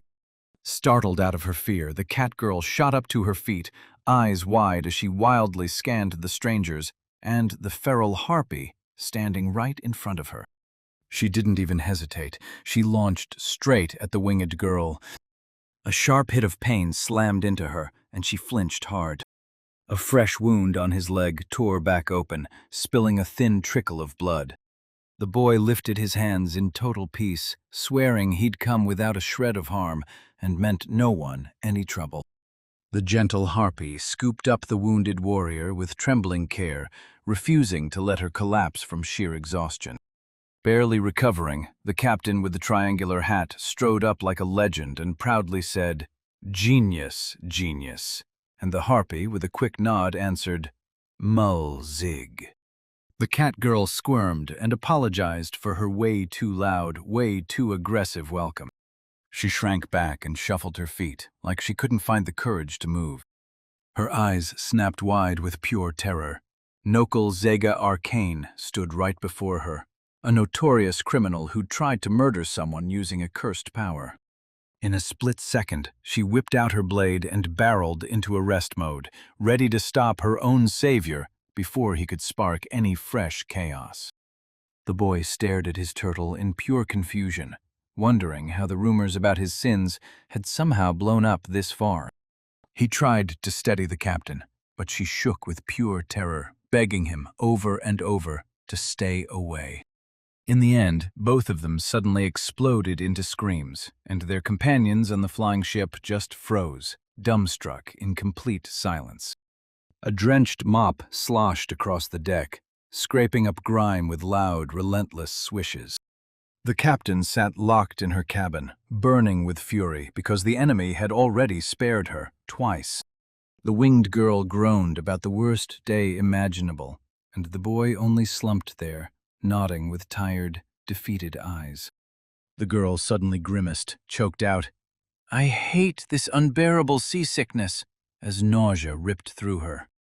She clutched her mouth with shaky hands as the boy barreled over to help, and she groaned that with a captain like that, the ship was headed straight for the scrap heap.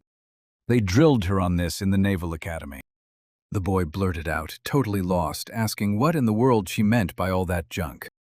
The captain's eyes flicked away in nervousness, and then the silence hit like a wall.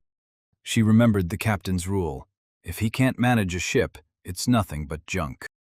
The captain spat out, bitter as poison, that if this keeps up, the ship won't just break down. It'll end up as scrap, good for nothing. The winged girl admitted it with a grim little sigh. No matter her repair magic, they're still amateurs, and they can't even get a grip on the steering wheel. The captain just shot a scowl of pure disappointment. The boy lunged ahead in an instant, gripping a splintered chunk of wood in his hand. He dropped beside the busted table, smirked, and started fixing that broken leg like he'd done it 100 times. The captain thanked her for the help, but as soon as she landed her feet, the floor bucked and sent a violent shudder through her, twisting her face into a grimace. The next second, nausea hit her like a punch.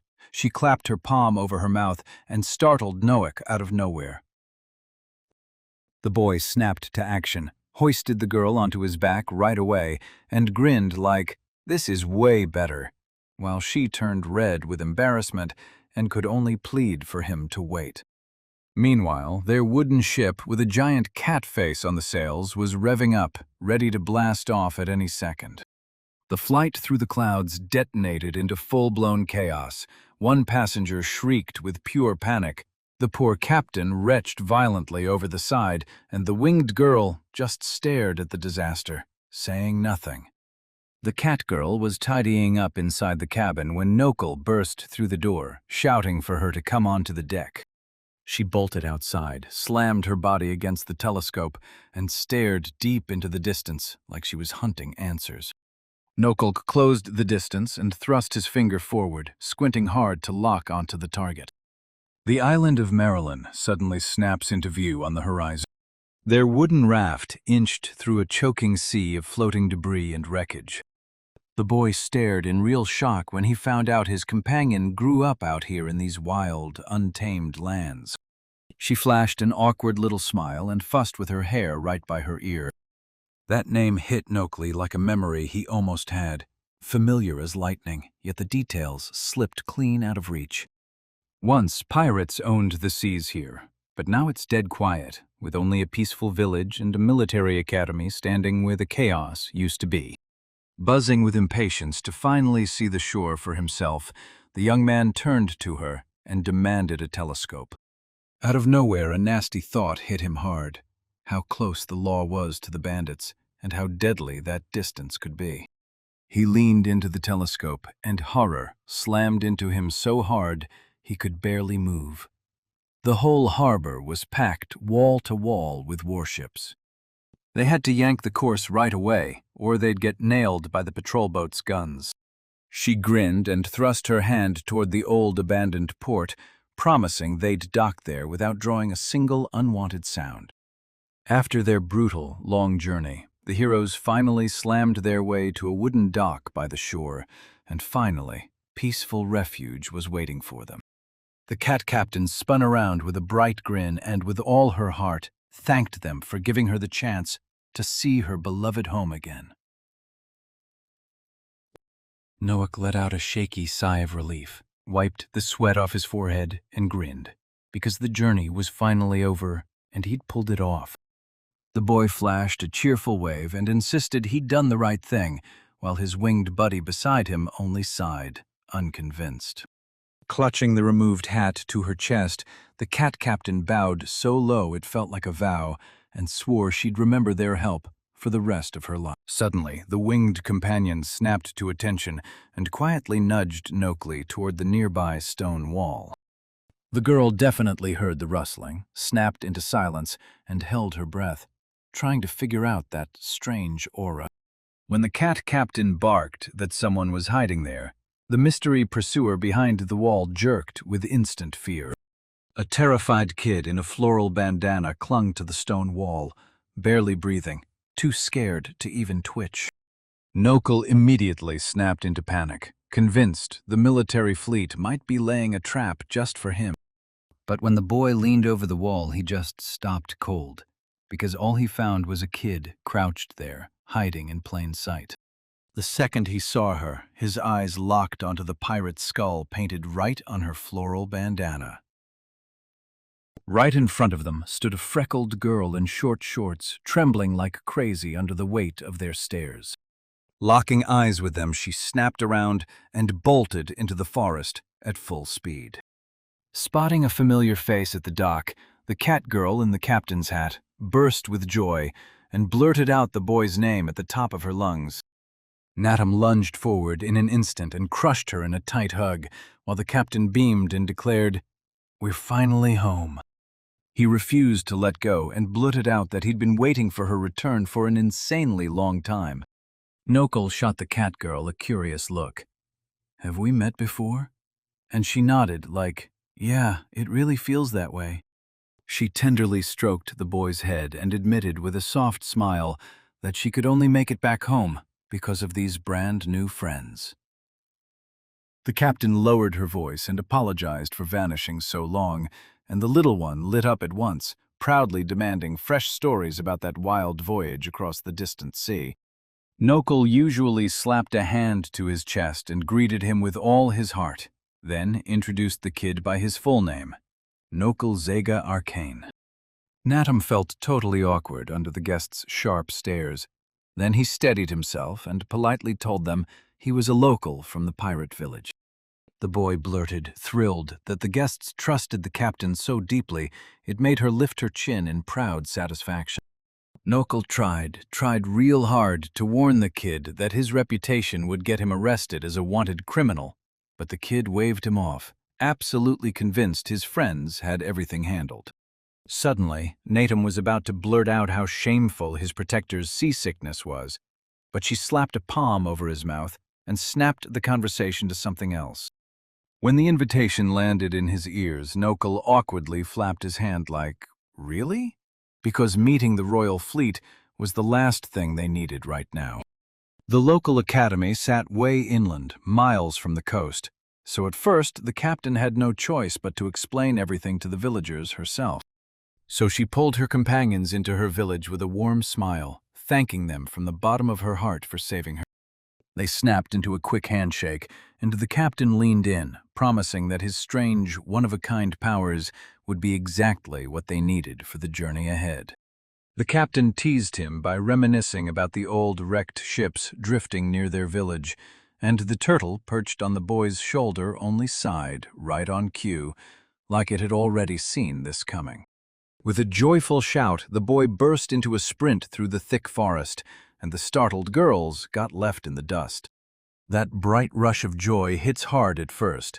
Then the energy settles into a slow, steady stride under the thick, dark tree canopies. The little turtle fretted, asking if it was really worth heading there. Then the boy just shot back, "If you're that worried, why even ask?"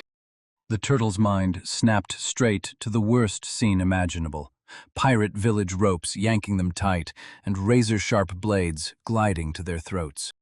Meanwhile, the squad, along with their captain and a little kid, kept trudging down the forest path, completely clueless about the surveillance camera bolted to the tree. The boy's gut suddenly screamed something was coming, so he snapped his head around with sharp, cautious eyes. The harpy yawned like she had all the time in the world, then smugly swore that this genius would never let himself get played that stupidly. The boy demanded to know where she pulled that iron confidence from, and her winged companion just started her reply in a slow, mysterious hush. Out of nowhere, she clamped onto the captain from behind and whispered that the locals didn't smell a single hint of danger. So hard it made the girl jolt in shock. The harpy started openly nuzzling her neck, sniffing like she was hunting for every one of her feelings.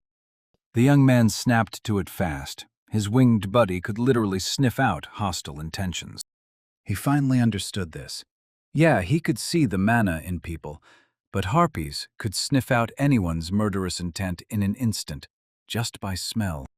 Turns out the harpy spotted the boy before anyone else and clocked his threat level on instinct. And honestly, you can't really blame her for staying sharp. Mull pulled the frightened genius close, cradling her gently, and promised her there was nothing to fear nearby. Genius snatched Nokley by the hand and leaned in, swearing that the locals were nothing like ordinary bandits. She couldn't help but smile when she thought of her father, Francis, the noble captain who hunted down slavery, stood between the weak and danger, and always shared his food and money with anyone who needed it. Her face lit up again with a joyful smile as those memories came rushing back.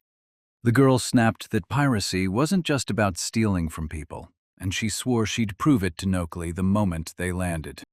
The boy listened with his whole heart, then nodded and declared her father a truly great man.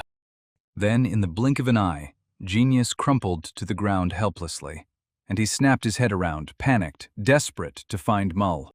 Noke awkwardly blushed like crazy, trying to mask his embarrassment in front of that girl. Suddenly, he sniffed hard. Something fishy was hanging in the air. Genius tipped her hat, said her winged pal felt the same, and then, without a second to waste, launched skyward to scout the area. At that exact moment, Mull slammed out of the sky like a wrecking ball, yelling Nokel's name in pure terror. He snapped around and flinched the second he heard her anxious voice.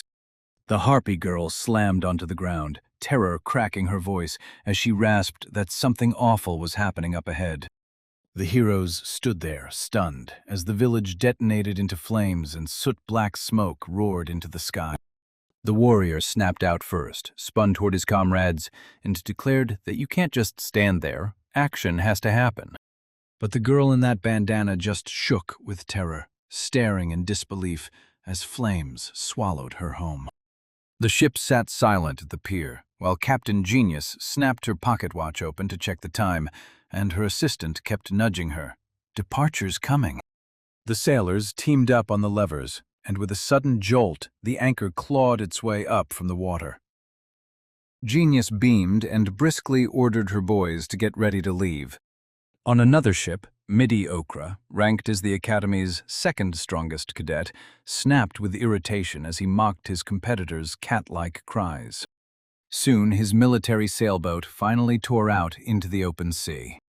A sly grin spread across the boy's face.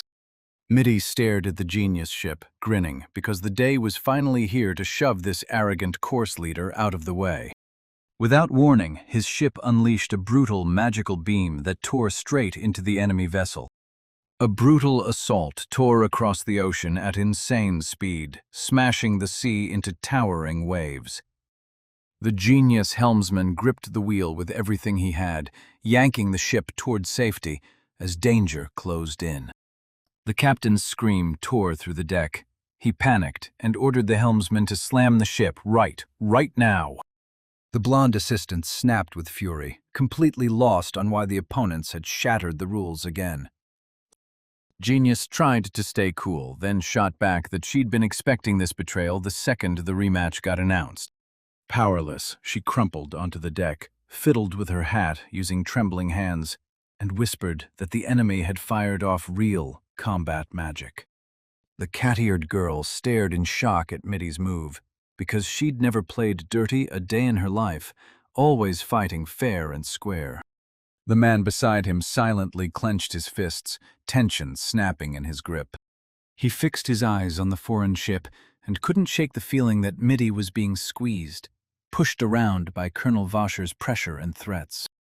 At that exact moment, the enemy ship unleashed a brutal barrage of magical projectiles. The girl instantly clocked it. The enemy was firing on pure panic, and the cannons weren't even fully loaded yet. That headwind only worked in their favor, and as the cat emblem flag snapped overhead, it made the whole deck feel like it was surging forward. Thanks to the slick maneuver, they smoothly dulled the blast's impact before it could hit them. Shells detonated in the water right beside the ship, but somehow the crew walked away completely unharmed. The officer let out a breath of relief, snapping back to Francis's word. That rare gift of hers yanked them out of trouble, even while she was still just a tiny little thing. She grew up poring over military maps, then trained her eye to read the sky, tracking how clouds drifted and how birds cut through the air.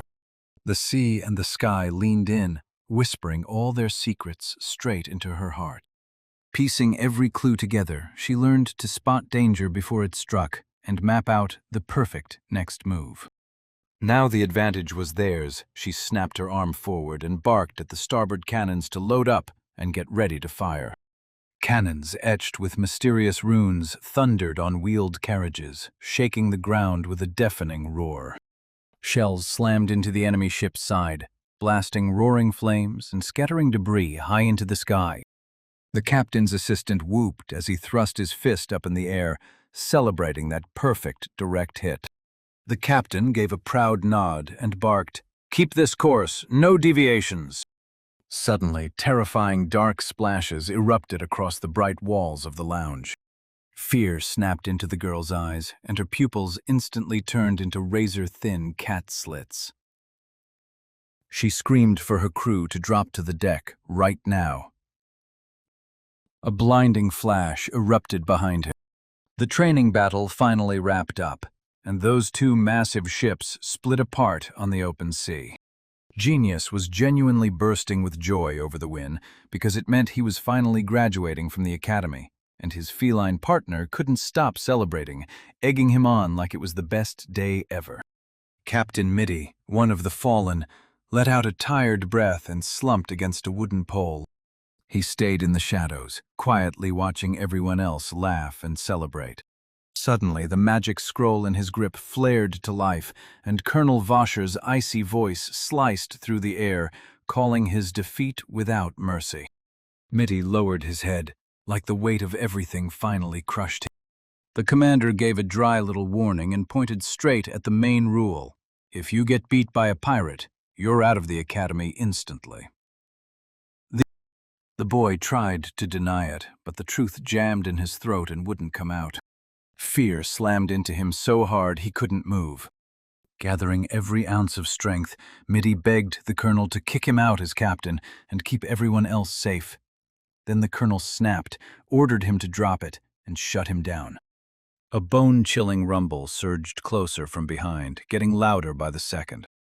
The washer grinned into the receiver and told him flat out that the time for punishment was over. In the very next second, a devastating explosion blasted the winner's deck apart, and that sweet victory instantly turned into bloody chaos. Mitty screamed at the top of his lungs for everyone to plunge into the sea, because the enemy just blasted the hold with a massive magical weapon, and the whole ship was seconds away from exploding. A brutal blast ripped into the ship's wooden side. No ordinary cannon. This was something far worse, the kind that makes your blood run cold. With a sharp whistle, splinters blasted onto the deck, and both girls snapped their hands up to shield their faces. She screamed Mitty's name at the top of her lungs, praying, begging that he'd somehow survive. A second later, a gut-punch explosion erupted and blasted the ship apart into nothing but wreckage. When the smoke finally cleared, 3 enemy ships burst into view on the horizon. Nokel snapped his fingers toward the attackers and shouted at Genus like he was calling lightning out of the chaos. A massive glowing stick ominously flickered on the front of the lead ship, quietly charging up for the next devastating strike. On the enemy ship's deck, fighters stood shoulder to shoulder until a silent half-mask wearer towered above them all. Behind them loomed the commander, wearing a hat and sporting a weird triangular patch on his face. One of the explosion survivors clung to a floating board with every ounce of strength, fighting to stay alive as the waves crashed around him. When Genius spotted the oncoming ship's flag, terror slammed into him, because it wasn't just any vessel. It was Colonel Voscher's personal ship. The colonel scoffed and snapped his fingers. Then massive magic circles erupted in the water, sealing off every escape route. Rage warped his face as he screamed, swearing he wouldn't cool off until he personally smashed every last bit of this trash. The subordinate trembled and stuttered that the admiral would never permit it, but the colonel just clamped a hand on his shoulder and said, "This is a must. Pirate horrors demand it. And when Mitty dies, we'll blame those pirates, same as always." The terrified soldier confirmed it. Then the masked commander barked, "Fire!" and those heavy shells roared straight toward the targets. Meanwhile, Mitty and the remaining fighters clung to the water with every ounce of strength, yanking themselves onto the shattered wreckage of the destroyed ship. Suddenly the boy snapped his head up, and terror hit him like a punch. Chaos erupted everywhere. One ship was already burning and slipping under the waves, while the pirate vessel took relentless pinpoint blasts. Even with death breathing down his neck, Captain Genius clamped his hand on the radio and refused to run, because he'd never abandon Mitty to fight on her own.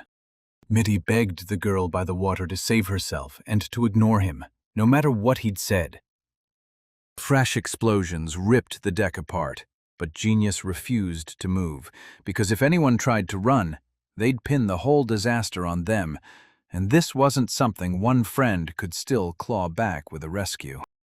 The boy stayed frozen in the water, stunned, silent, as he listened to her words, while wooden splinters rained down around them.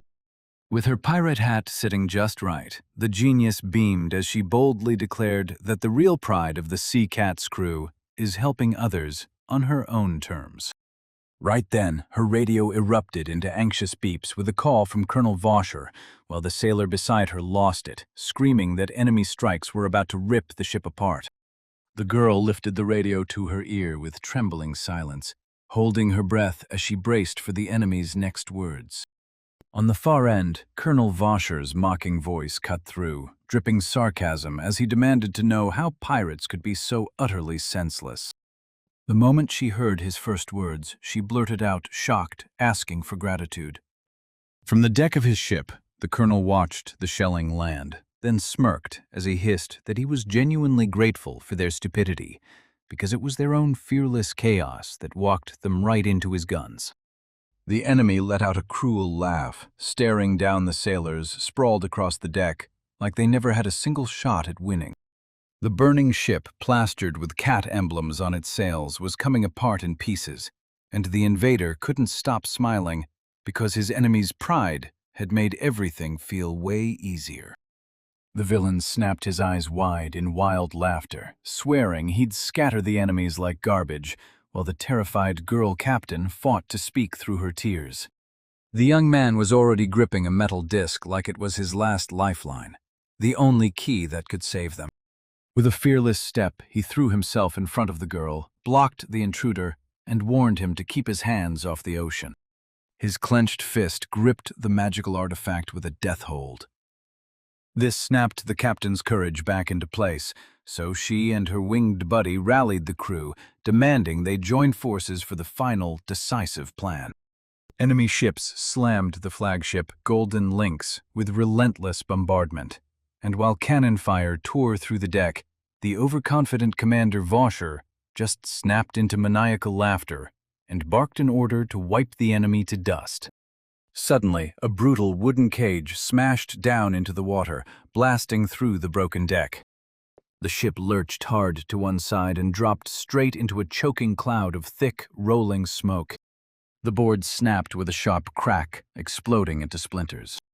Right then, a winged mull burst from the waves and dragged a raft behind her. Nokel and his cannon chained down with iron, watching the enemy commander freeze, dumbstruck. Vosher hauled himself back into control and then erupted into a full-throttle roar, screaming that this pathetic raft needed to be sunk right now.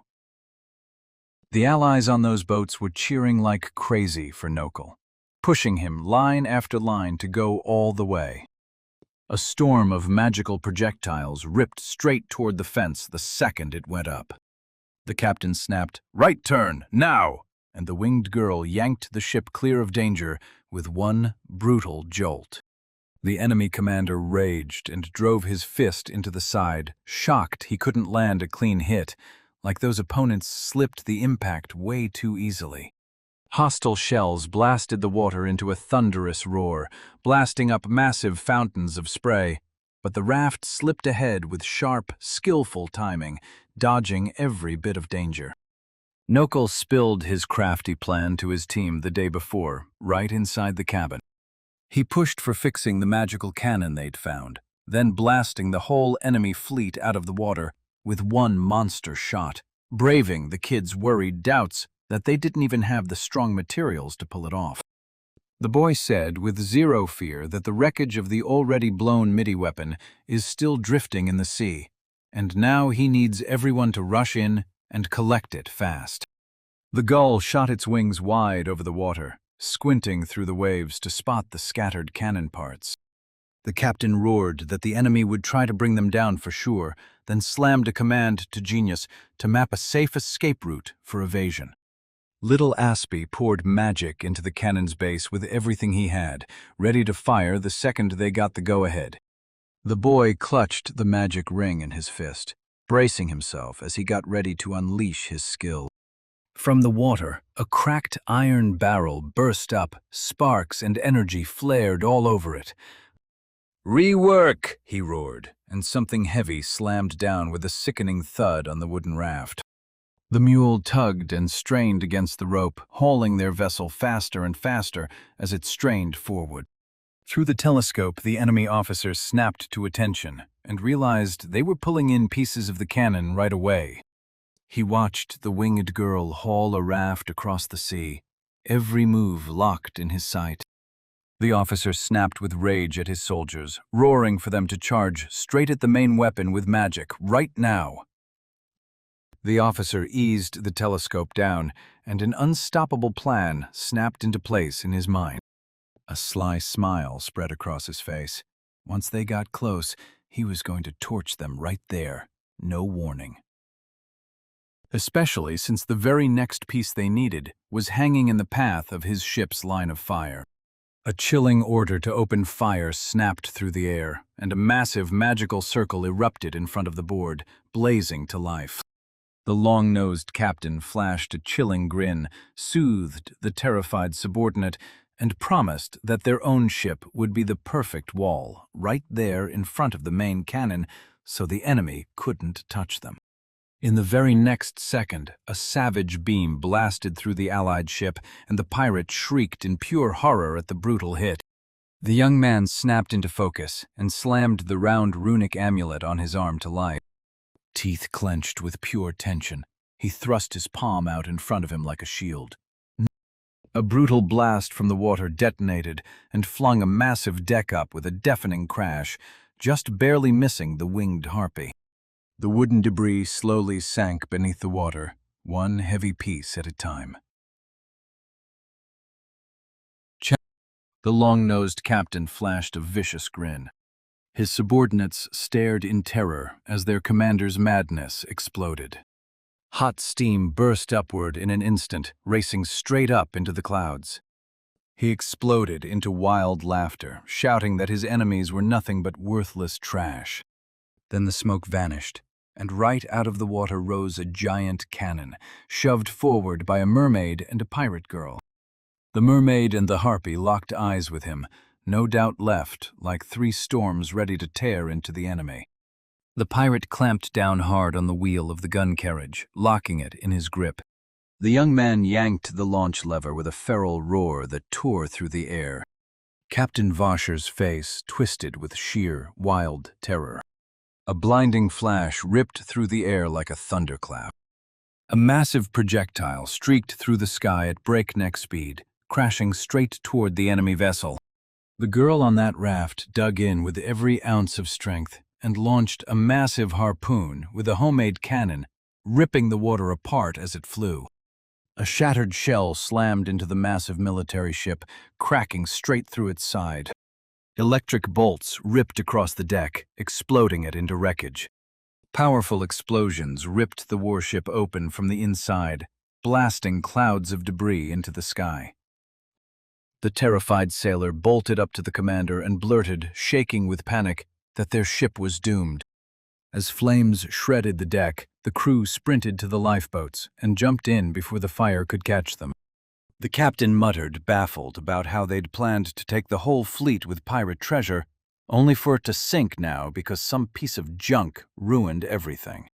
His fingers dug into the railing until knuckles went white, and his lips hissed that the legendary flagship, the Gosher, could not possibly be dead. Vasher spotted his subordinate, quietly easing the lifeboat down, and exploded in rage, yelling at him not to even dream of escaping and leaving him behind. Soldiers shoved their oars into the water and bolted away from the burning ruins of the flagship, spitting curses at the enemy raft. "Are you kidding me? We got beaten by some pathetic raft?" Washer screamed, ripping at his own face as shame and rage burned in his veins. He let out a quiet laugh, thinking about how she once couldn't even stand on the deck without going green from seasickness. Yet now she's turned out to be a full-on genius. On the deck of the neighboring ship, chaos erupted. Those fighters cheered like madmen, shouting that they'd actually torn apart a whole enemy fleet. Two companions lunged forward at the same time, thrusting their hands toward their little friend, then sealed the win with one synchronized gesture. The winged girl flashed a warm smile and softly told the heroine, "You finally found real friends." And that unshakable bond on their tiny raft carried them to victory. Greedy rulers obsessed with lining their pockets so hard they refused to even imagine working together. Anyone who tried to warn them about the massive threat got dragged away, tied up tight, and then kicked out of the country one after another. She still remembered it, right when the commander snapped at her, ordering her to drop the whole plan to clean up the trash. Back then, it was their final shot at salvation. Everything hung on it. She knew the rulers would just sneer, then outright shut her down with laughter. So she thought it was over, until fate slammed her straight into Nokul. The boy stared in real disbelief because the kingdom's help felt like the only answer that could possibly make sense. While he dug into the bound beast, she couldn't wrap her head around it. How could a master like him be expelled at all? But right after they kicked off their journey together, her thoughts flipped completely. She closed the distance, staring at him like he was the real deal, full of deep respect. Noak froze when that unexpected praise hit him, like someone just shouted his strength from the rooftop. Suddenly, a mischievous shriek from a winged harpy tore through the air from right behind. The boy went rigid, trapped under her keen, interested gaze like it was burning straight through him. Just as the awkward silence started to drag on, a ripping shout burst out from the deck of the ship, seconds away from hitting the shore. Every single one of the crew lifted their fingers in perfect unison, swearing they'd been swept off their feet by the boy's nobility and that they'd ride with him all the way to the end. The Catgirl genius blushed and quietly told Lord Nokley that the entire gang wouldn't let her go alone as soon as they found out she'd decided to travel with him. Noak gaped at her in total disbelief, like his ears were lying to him. The boy blurted out a warning. "If the kingdom gets its way, they'll label us all wanted criminals, and we'll never see the authorities' help again." He went dead quiet, staring them down like his gut was asking one brutal question. Are they truly ready to take a leap that big? In his mind, childhood memories came screaming back, dark silhouettes lurking and whispering right behind him, while everyone around crowned him the unhappy prince. But genius blared over his thoughts, insisting that not a single soul here thinks he's a failure. Those words struck deep into the boy's soul, and for the very first time, a gentle, grateful smile slipped onto his face. Nokul clenched his fist so hard the glowing magical seal flared, and with total confidence, he vowed to take their loyalty. Genius burst into a happy clap, hands snapping together like fireworks. The boy bowed deeply and thanked Genius and every single person there for the incredible trust they gave him. After mulling it over for a bit, Nokul finally picked something simple, and with a grin he announced, "Let's call them the Super Hyper Max Fun Recycling Kingdom." He practically radiated confidence, and his companions shot their gaze away in a wave of shame as they hurried on. "None of these options work," Nokul roared, steam boiling off his temper, as the girls kept pitching even crazier pics, like the Kingdom of the Living Dead and the Sleepy Refuge for slackers. The massive wooden ark finally rocked at the dock, just itching to be renamed. The officer at the table snapped out the government's refusal to cooperate, and the girl literally went ice cold, frozen in sheer shock. That man bragged that Arcane Kingdom forged the most magical weapons on Earth, then casually said the trash disposal bill still cost a fortune. So they just dumped all the waste straight into the sea, like that cleanup could buy them a few years before the ecological disaster exploded. In a world choking on garbage, the cat girl perched over the bucket and said, soft but certain, that it's exactly people like him who the world needs. The cat girl shot back a fierce denial, fists clenched tight behind her back. Nokul's cheeks burned with embarrassment. He shot his hands up and told her she was giving him way too much credit. Even though people once dismissed it as trash, her life flipped overnight. Thanks to his genius for recycling, she finally got a brand new start. Now she stood at the edge of the sea in front of him, ready to burn through anything to make her savior's dream come true. Her tail flicked in shaky little bursts, like it couldn't decide whether to flee or fight. She met his gaze with eyes blazing bright and asked in a soft but unstoppable voice for his permission to stay by his side forever. Suddenly, out in the bay, Natum's clear shout cut through the air, and she waved at them like crazy from the deck of a huge ship. The vessel hauled a monstrous net behind it, packed to the brim with the shattered wrecks of enemy ships. The young man barely trusted his eyes when he saw every single person from his whole village packed onto the ship. Staring at that massive pile of wood, he realized he finally had everything he needed to start building. He was left completely speechless, staring in pure, mind-blowing amazement.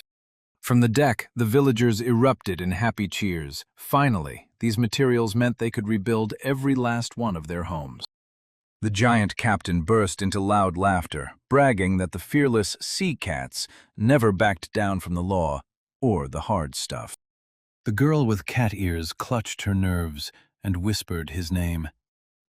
She promised the whole ship's crew feels the exact same way, and then she punctuated it with a goofy little meow. After those words, she flashed him a warm, heartfelt smile that felt completely genuine. The giant bearded guy in the bandana flashed a massive grin and swore they believed in his power, and his principles too. These people had been dreaming for ages of flipping a world drowning in trash, and they didn't worship royal power at all. They believed in Nokul. The boy shot his fist into the air and shouted a greeting to everyone aboard as the crowd erupted in joyful cheers. While workers hammered and rang the docks with noise, Noklia was suddenly grilled. What exactly was his plan for naming their brand new maritime kingdom? While the boy feverishly clawed at his own head, the winged girl Harpy giggled and dared him to be called Noah, like the leader himself.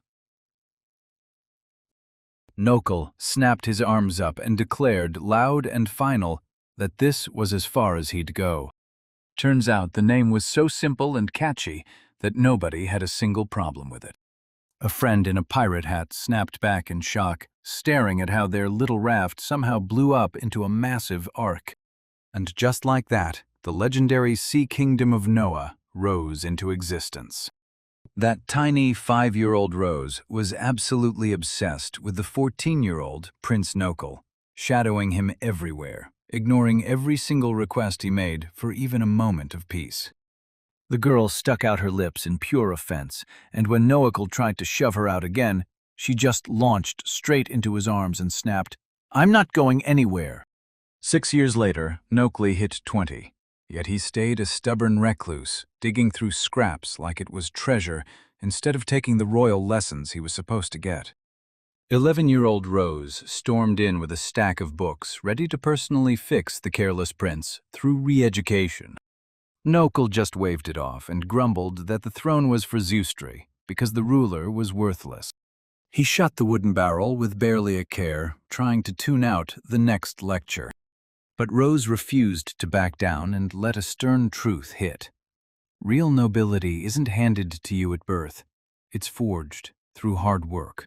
When Nokul warned her to steer clear of him so she wouldn't wreck her own reputation, she just smirked and promised she'd whip some manners straight into his head. The calm of the past got ripped apart the moment he spotted a massive wooden ark standing all alone at the dock. Balanced on the deck with a stack of papers clutched in his hands, thoughtful Nokul didn't even feel the worried captain in the pirate hat closing in on him. The boy let out a heavy sigh, eyes locked on that very first letter. A kid's request, scribbled with a goofy little ship, hit Nokul's hands, and that's exactly where he kicked off his state affairs. But the peasants swarmed him on the spot, yelling their demands non-stop, and the boy had to beg over and over for them to put every last thing down in writing. Now, clutching a mountain of appeals, Nok swallowed his bitterness and admitted he'd blown his time back in his native castle by skipping lessons on state management. Tears streaming, the boy sobbed over the naive child's letter, while the captain, standing right behind him, silently stared, amazed by how sharp he'd been. That drawing showed a ship bristling with a colossal cannon, and the little boy swore he'd take control of it himself to smash their enemies. He scratched his head and admitted it flat out. They'd need real defense, because another brutal clash with the Royal Army was coming, no doubt. Their floating camp has ballooned so much that hiding it from the capital is getting harder by the day. A winged siren swooped in to help, then decided to flex her brand-new magical power right there. But her tiny companions sprinted right into the wall of exhaustion, and all the boy got was a sad, disappointed cry. But when the ship finally began turning see-through, the leader's eyes lit up like sparks of pure joy. Just as relief hit, a messenger burst in and blurted out that the islanders had piled up 1,000,000 questions. While the winged beauty sobbed that she could once shield whole islands, but now couldn't find a shred of faith in people, a far uglier ordeal was about to slam into the young man. The villagers pelted him with non-stop adult questions about tariffs, taxes, and ship insurance until his poor mind finally cracked. Swamped by all that cruel paperwork, the main character crumpled forward and slammed his face into the floor. Terrified of paperwork, he threw himself at the wall and shattered it with his own body. Pinned down and utterly helpless, he choked on regret, because he'd blown off Rose's lessons and never studied a single day. His winged buddy just leaned in and asked if it was the same girl he once yanked out of that garbage chute. The harpy gasped in shock the moment she heard the name Rose. She was Nokley's cousin, the Prime Minister's daughter, who, at just 11, became her father's assistant and won the nickname Golden Rose for her unstoppable charisma and the love she earned across the entire nation. The harpy wasted no time and snapped Nokley with cruel teasing. She pointed out that the girl was way more popular than him. And still, Nokley's blind trust in the assistant, instead of the heir, just felt totally weird. That tiny turtle perched on his shoulder smirked and declared, smug as ever, that this was exactly why the prince got kicked out of the country. Just before Nokul's eyes, that brutal accident slammed back into his mind. Then, with a shaky voice, he admitted he was praying she'd recover. The boy let out a defeated sigh, fully realizing he was nothing compared to her. The pirate cat blurted in shock, "Wait, so you still don't know a single thing?" Her eyes snapped to ice-cold focus. Nokul paced and fidgeted, desperate for word on Lady Rose's fate. She leaned in and spilled the wild pirate rumors she'd heard about what happened the moment the prince was thrown out. Meanwhile, the arcane castle practically crackled with tension, like the walls were bracing for impact. A fury-struck person slammed the table so hard it snapped clean in half. Rage coursed through the noble as he clenched his teeth. His colonel, the one he'd backed, had crashed and burned against some unknown outsider and dragged his spotless honor through the mud. Arcane's minister, Shred, exploded with rage and taunted Colonel Vasher's desperate pleas for help like it was all a joke. Someone shouted to Shred, demanding to know why he was screaming like that. Shred's fury barely stayed locked down when a stupid, senseless mistake blew up years of reputation in a single instant. The kingdom of Arcane's second prince, Zeustra Ziega Arcane, stepped up in front of him and snapped with zero emotion that he'd caused a scene here. Shred dropped his head and stammered out an apology, claiming it was all just stress from some tiny inconvenience. But the prince cut in right away, steering the talk to something far more important. After steadying himself, the minister bowed low and spoke to Prince Zeustri with full respect. Shred respectfully pressed his hand to his chest and swore there was nothing to worry about. Then the prince leaned in and demanded to know, did Rose really vanish without a trace? Shred grinned and told everyone he'd already reached out to Las Vegas's ruler, Gordo.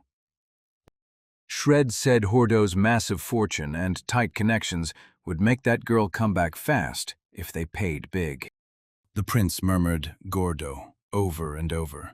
Yeah, the trader everyone whispered about who dealt in live goods.